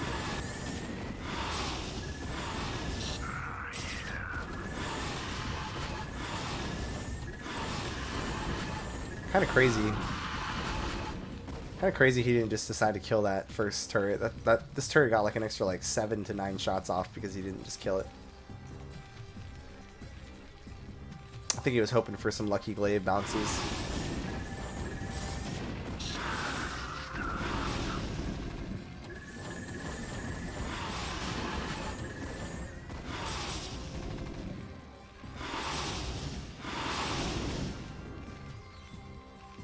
Oh, medics are available for the pickings. 3 medics available for the pickings. Will he recognize it? Ah.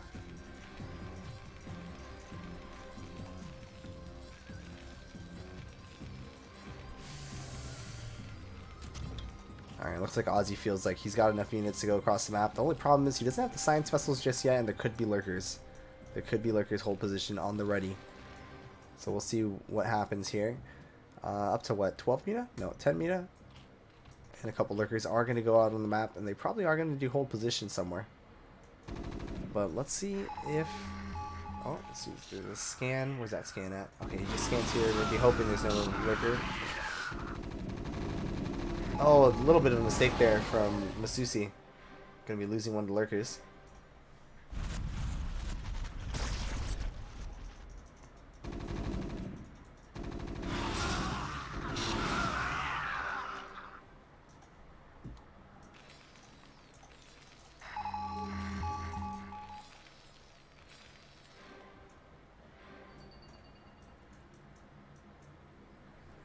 And Azhi looking to make his way over to this bottom left base, and oh my goodness, there's nothing there. There's a single lurker. The metas have lost track of the turn.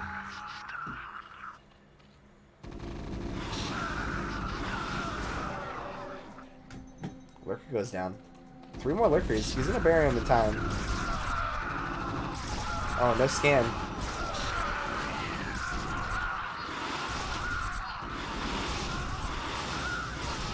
Ah, and Azhi loses the whole army. What looked like a major opportunity ends up being a little bit of a blunder fighting the lurkers there. Just tearing things.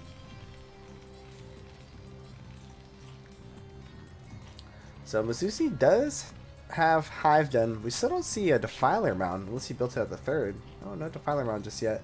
Instead he's just going to take his 4th. That's a little wild. I like it. I mean, kind of like it. I mean, now we're going to have a lot of vessel irradiate available. He's got 4 vessels, 5 and 6 already on the way. Upgrade's almost done. Once he gets that +1 armor, that's going to make him so much more tanky. So he'll take 3 of those lurker spines to be able to take out a marine.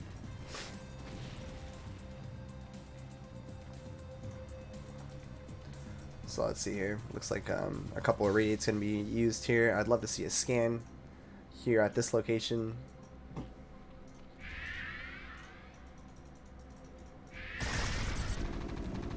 Uh-oh, dude. This is, you know, Defiler Mound's done, but we haven't seen Consume be researched yet.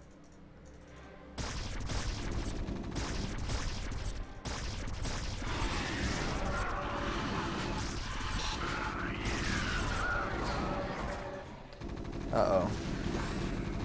Oh, and all these drones running to their death, unfortunately.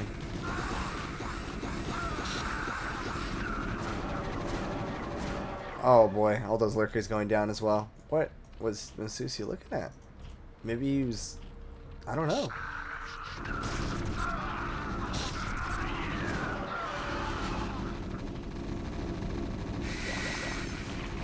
Kills the Nidus. At least he cancels the eggs and cancels the Nidus. Actually, no, I don't think he can. Oh, I meant to say cancel the creep, but he didn't cancel the creep either. Wow, so that's going to be a dead base. And with the third going down, I mean, that's going to trigger probably an all-in counterattack from Zerg. Doesn't even need medics, dude. I didn't even notice. He had 0 fucking medics with that army. Just fucking straight up Harlem, dude. Or actually, no, fucking Cockfest. Harlem's when it's all medics. Or harem, or whatever the fuck you call it. Alright, so Masucci looking to get something done here with the counterattack.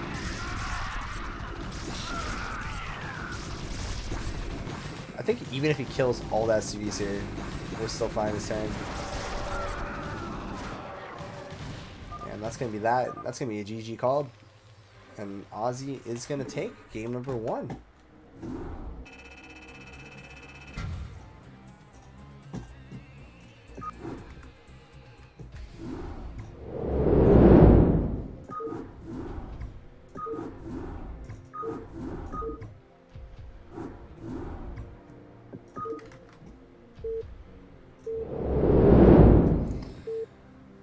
I'm kind of running out of time here. I'm supposed to leave in like 25-30 minutes max. Like 25 minutes actually. So we are going to speed up the early game just a little bit, guys. Sorry. So in the bottom right we got Mr. Azhi Dahaki, and in the top left we have Masucci. We're just going to speed up a little bit till we get to the first major points. Oh, we got an 8 racks coming out of Mr. Azhi here. And it is going to be a 9 pull coming out of Masucci. So this 8 racks shouldn't actually be able to get anything accomplished here.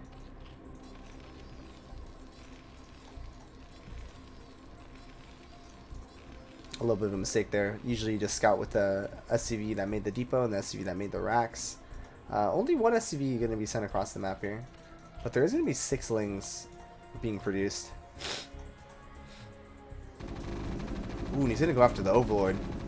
But he is going to see the Lings now. Going to lose that CV. Oh, he's trying desperately to get this Overlord. So he does get the Overlord, but can he get back in time before the Lings are there? Oh boy. It's going to be close. Oh boy, oh boy, oh boy, oh boy. Ah! Oh my god, he gets the depot. But you can break the depot. Oh, he goes for the other depot? Oh, I don't know about that decision. I think he could have just busted the depot, right?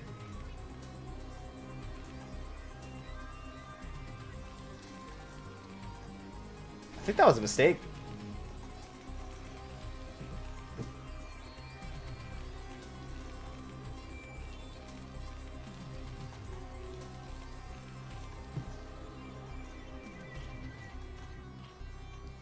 Okay, well, we go into a lair. Gas being taken. So we should see Academy. No, we see a 4th depot and we're 25 out of 34. Ah, Azhi doing Azhi things, dude. Oh, okay. Hello. Here we go. Just fuck it, dude. I have no idea what Zerg's up to. We're just going to move across the map. Could be like 20 lings out there. Azhi says, I'm going to call your bluff, homie. You got nothing. And that is going to force a creep colony. Ah, fuck, dude. I have a business call coming in. God damn it. I'm going to have to take the voicemail. I'll come back to it later. I don't know who this person is. But it could be a donor. Ah, fuck. I should take this. 1 second, guys.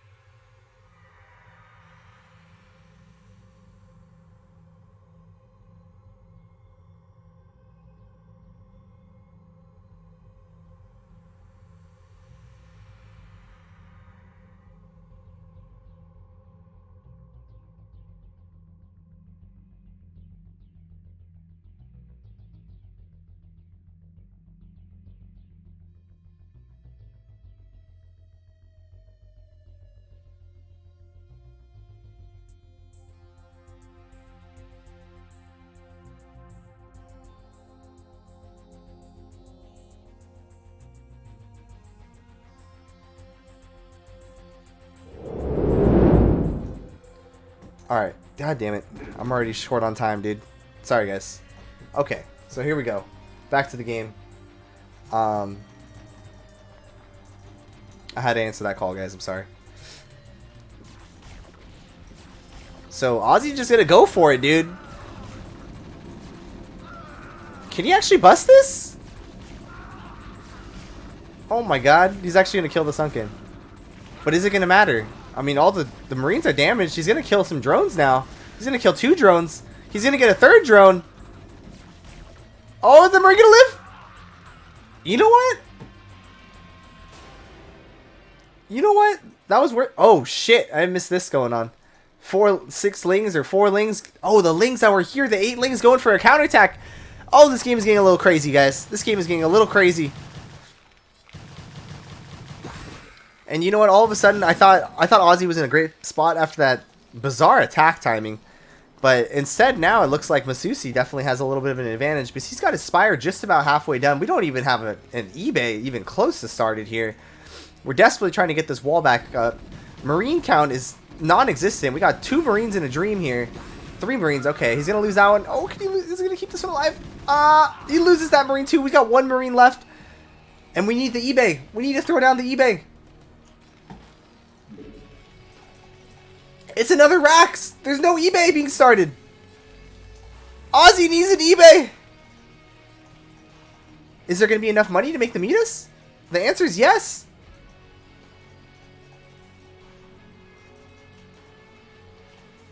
Uh-oh. Where's the eBay? Okay, eBay's just about finished. Midas are going across the map now. Scan happens. He sees the mutas are done. He sees the mutas are coming. We have no money for turrets. And here we go. Mina's getting on top of the natural here. No turrets in position just yet. Only 3 mutas, however. We need to get that 5 number. Once we get the 5 together, we can start one-shotting these Marines. Oh, a little bit of a mistake there. Masucci needs to get these mutas stacked up. We got to get these mutas stacked up. He's going to run into the main now, and he's going to be welcomed by 2 more turrets. He should have stuck around here at the natural. He had the shot. He had the open door. The turrets weren't done yet.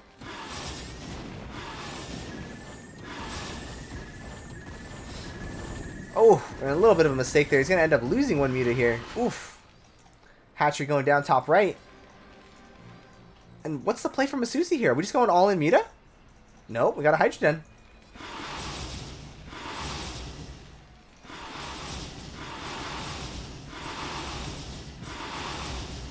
And alright, I mean, you take what you can get. Masucci going to go after these depots that are a little bit exposed here. No turret in position to help him out. Azhi forgetting that you don't just need a turret in the main. You don't just need a turret at the racks. You don't need just a turret at the natural. But when you have the depots in the front with the wall, you got to have a turret with the wall. Or at least a bunker. Or else they just pick off the turrets for free. Scans going down, confirming, is this all in? Is this not? Lots of drones. So definitely not all in. We see even drones hatching. Queen's Nest hatching. Hydrogen hatching. Or Hydrogen done. Oh boy. This is painful to watch. Just Marines just getting picked off one by one. Masucci doing a great job controlling these mitas in this second stage of this attack. After the early stage. 3rd hatch is done. Gas on the way.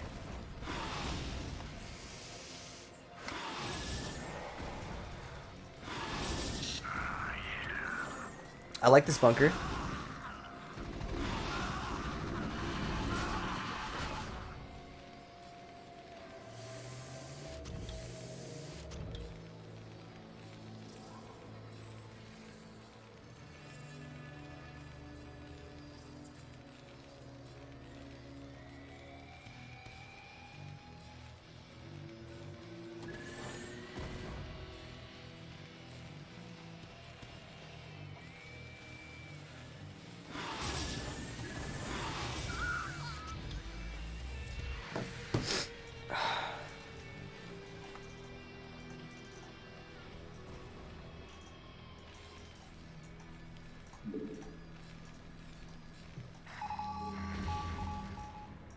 Sorry guys, gotta speed this up just a little bit, because I do gotta get going pretty soon.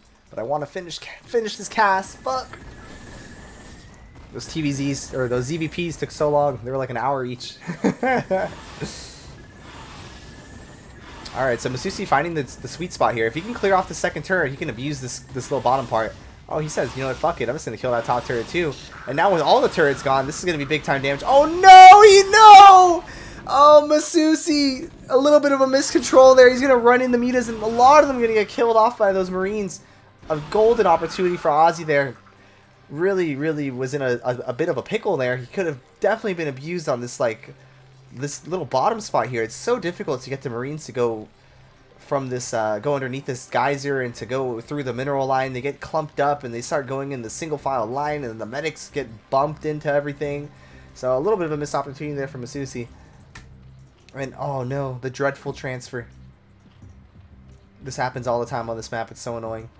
These drones is going to be bouncing back and forth. We'll see how long it takes for him to realize that. A couple lurkers going to go into the front now. Oh, and unfortunately, he is actually going to lose two of those lurkers for pretty much free. I mean, I don't even think he got anything accomplished with those first two.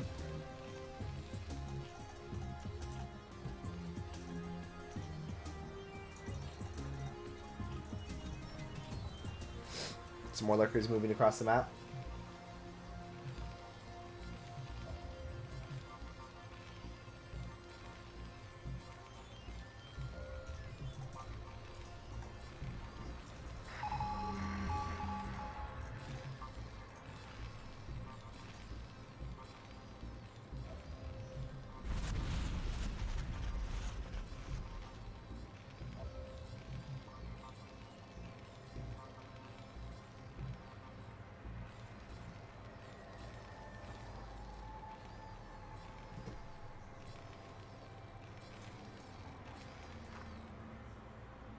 I wonder what's going on here. Okay, he finally realized his drones weren't transferring.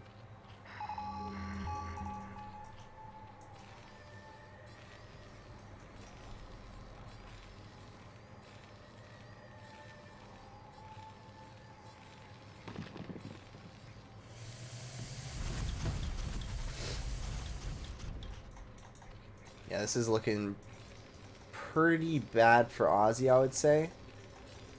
Masucci definitely in a very commanding position. There's no tanks. We got nothing but Marines, and we just got a lurker contained outside the front here. So we'll see what he can get done here. I thought he was gonna. I mean, you can't even go for double dropship. There's too many.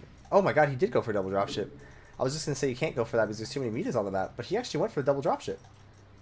And this actually could be a window of opportunity if we can actually unload these units. Oh my god, dude, is Azhi actually gonna steal this game? Oh, we do have the Dark Storm already. The Cheeto Dust. Oh no, but here we go. Lurkers with Dark Storm at the natural, at the front here. Nothing available for Azhi to do about this. He doesn't even have mass fire bats. That would be maybe the only answer, but yeah, there's nothing we can do here. All the Marines go down here at the natural. Yes, we got this drop doing some damage. Yes, he just killed that Defiler, and he's gonna be able to kill some Lings and kill some Mutas.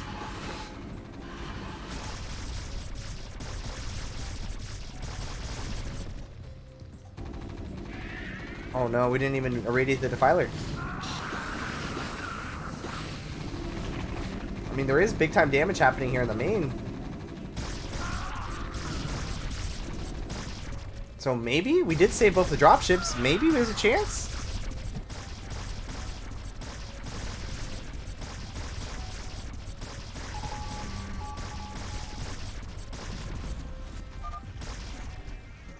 Alright, and that's going to be it. Azhi going to tap out.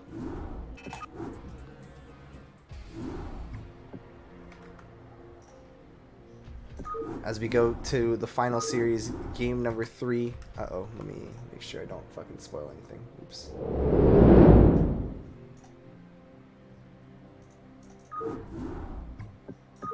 I mean, the fact that the drop did well, I think maybe if Azhi lifted the natural, but he needed a lot more racks to be able to produce shit.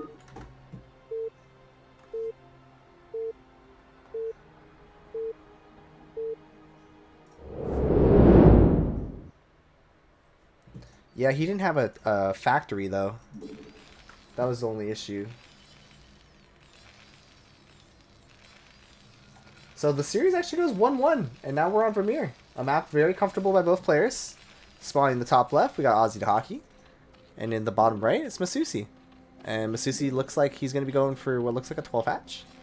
And Azhi says, you know what? 8 racks didn't work for me. I'm going to go for what I know. Hatcher going to go down. And Drone Scout going to go top right. SCV going to go Scout top right. Unfortunately for Azhi, he's not going to find Zerg, so he's going to have to build that second depot, and he's going to have to make a couple Marines. Masucci going to see that SCV and probably just turn around. Yep, he knows that. Okay, that means Terran's top left.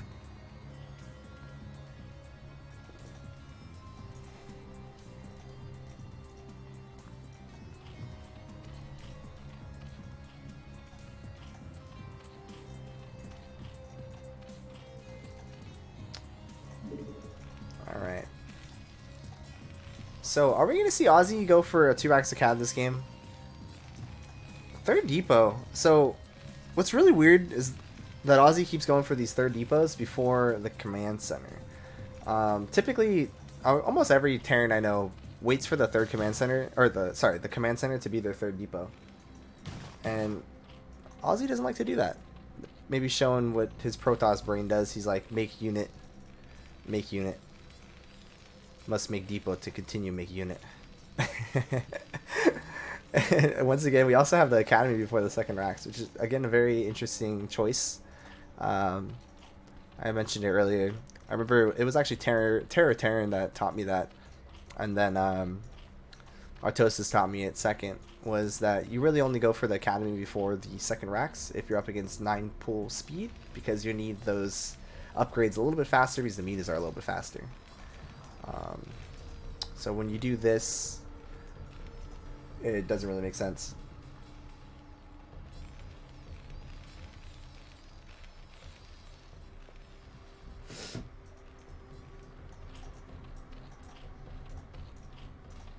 Okay, Spire on the way. So this is the 2.5 hatch coming out of Masucci here.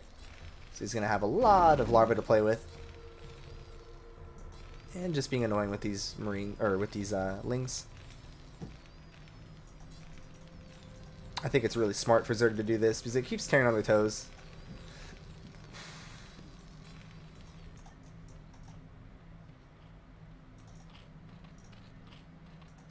And we do have a second colony drop down here at the natural.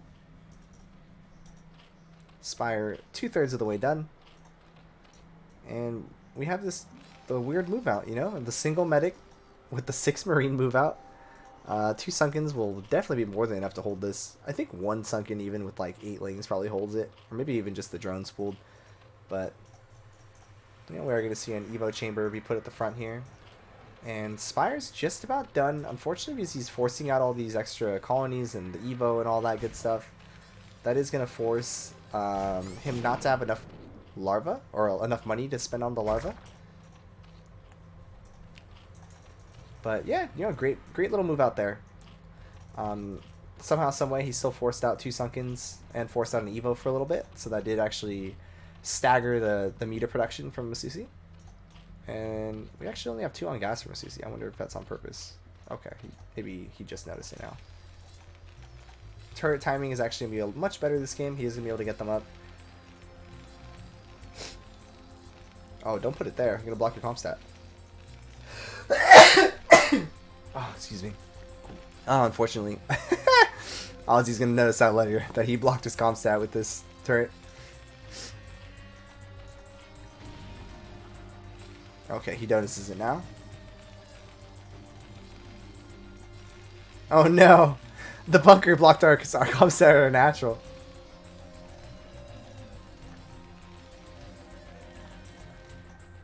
So we're at that magic 7 meter count, which is just good enough to go snipe those SUVs. Hydrogen very quickly being done here. And the third sunken colony, I wonder what the point of that one is. Maybe he lost track of where the Marine medic was?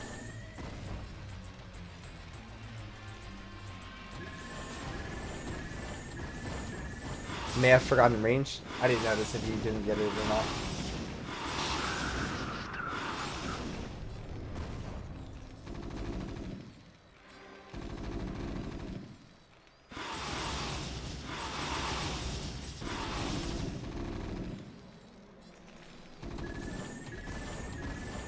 Ooh, 2 missed shots.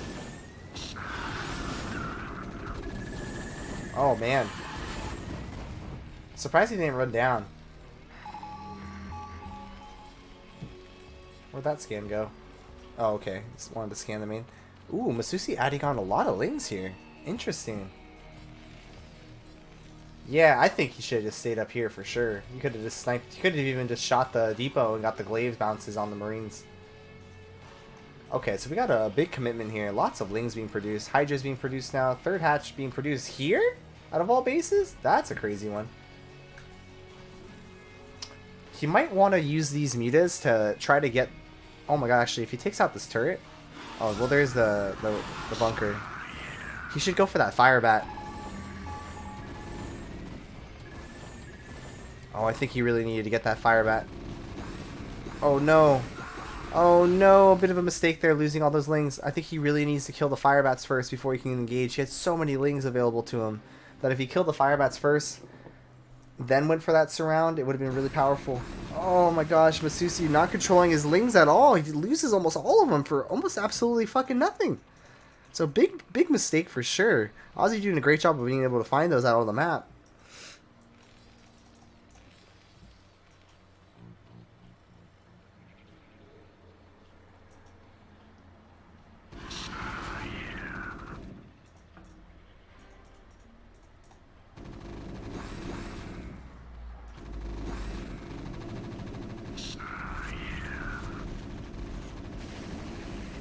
Oh, he actually lets that finish. Oh my god, Azhi actually sees this. We should see a couple bunkers go down.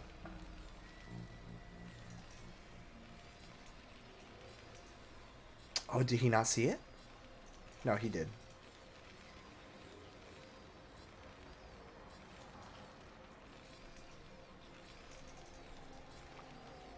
Every second Masucci takes is a second closer to a bunker finishing.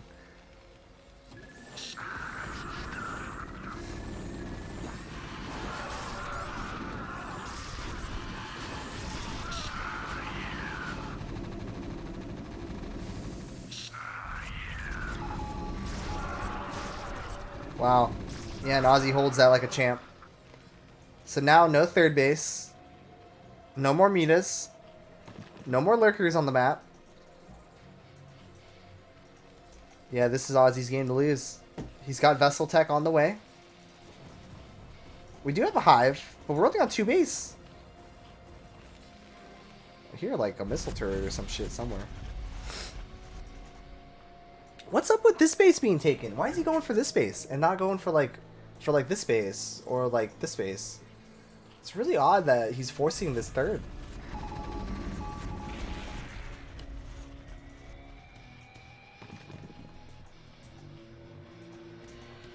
I think Azhi thinks that the third's over here.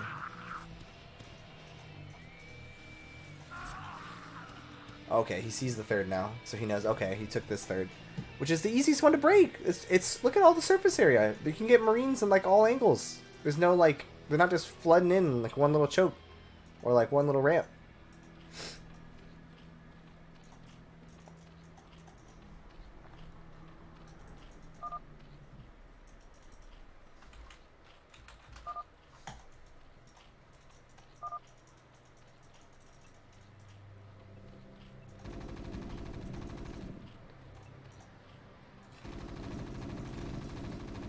So vessels. Damn, I can't believe this whole game we played with only one comm stat. Whoa, what is this? We made wraiths? What?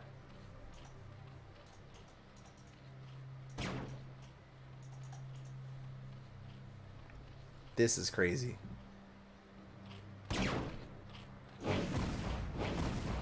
What the fuck am I seeing right now?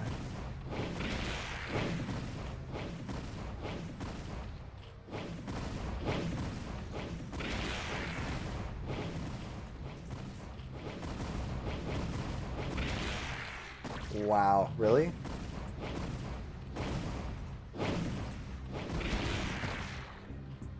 That can't be a thing. Oh my god, look at all 5 of these fucking overlords running for their lives up here, dude.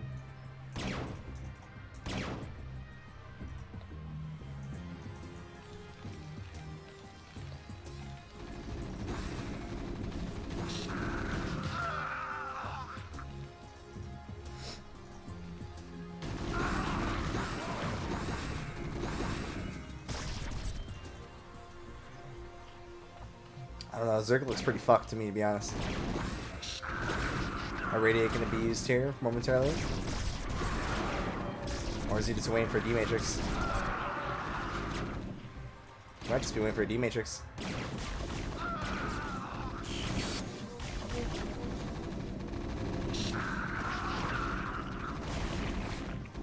Dang, that's going to be it. And Azhi's going to take down Masucci. Look at that. I was not expecting that.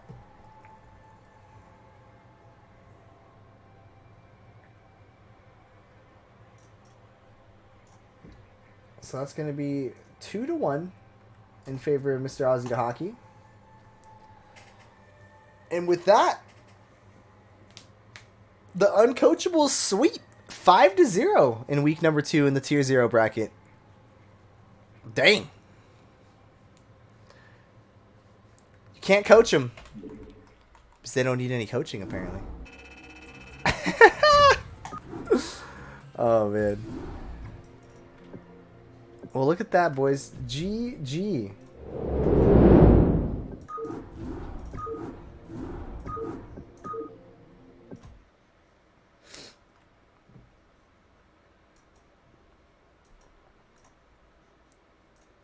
So that's going to be that.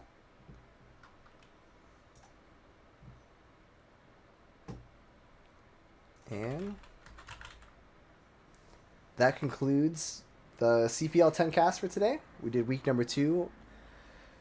Horse Emoji versus the Uncoachables. That was a lot of fun. I enjoyed casting that. I wish there was more Terrans involved. We had a lot of fucking ZVPs. Fucking 3 ZVPs, man. Holy shit. Should have picked a different group.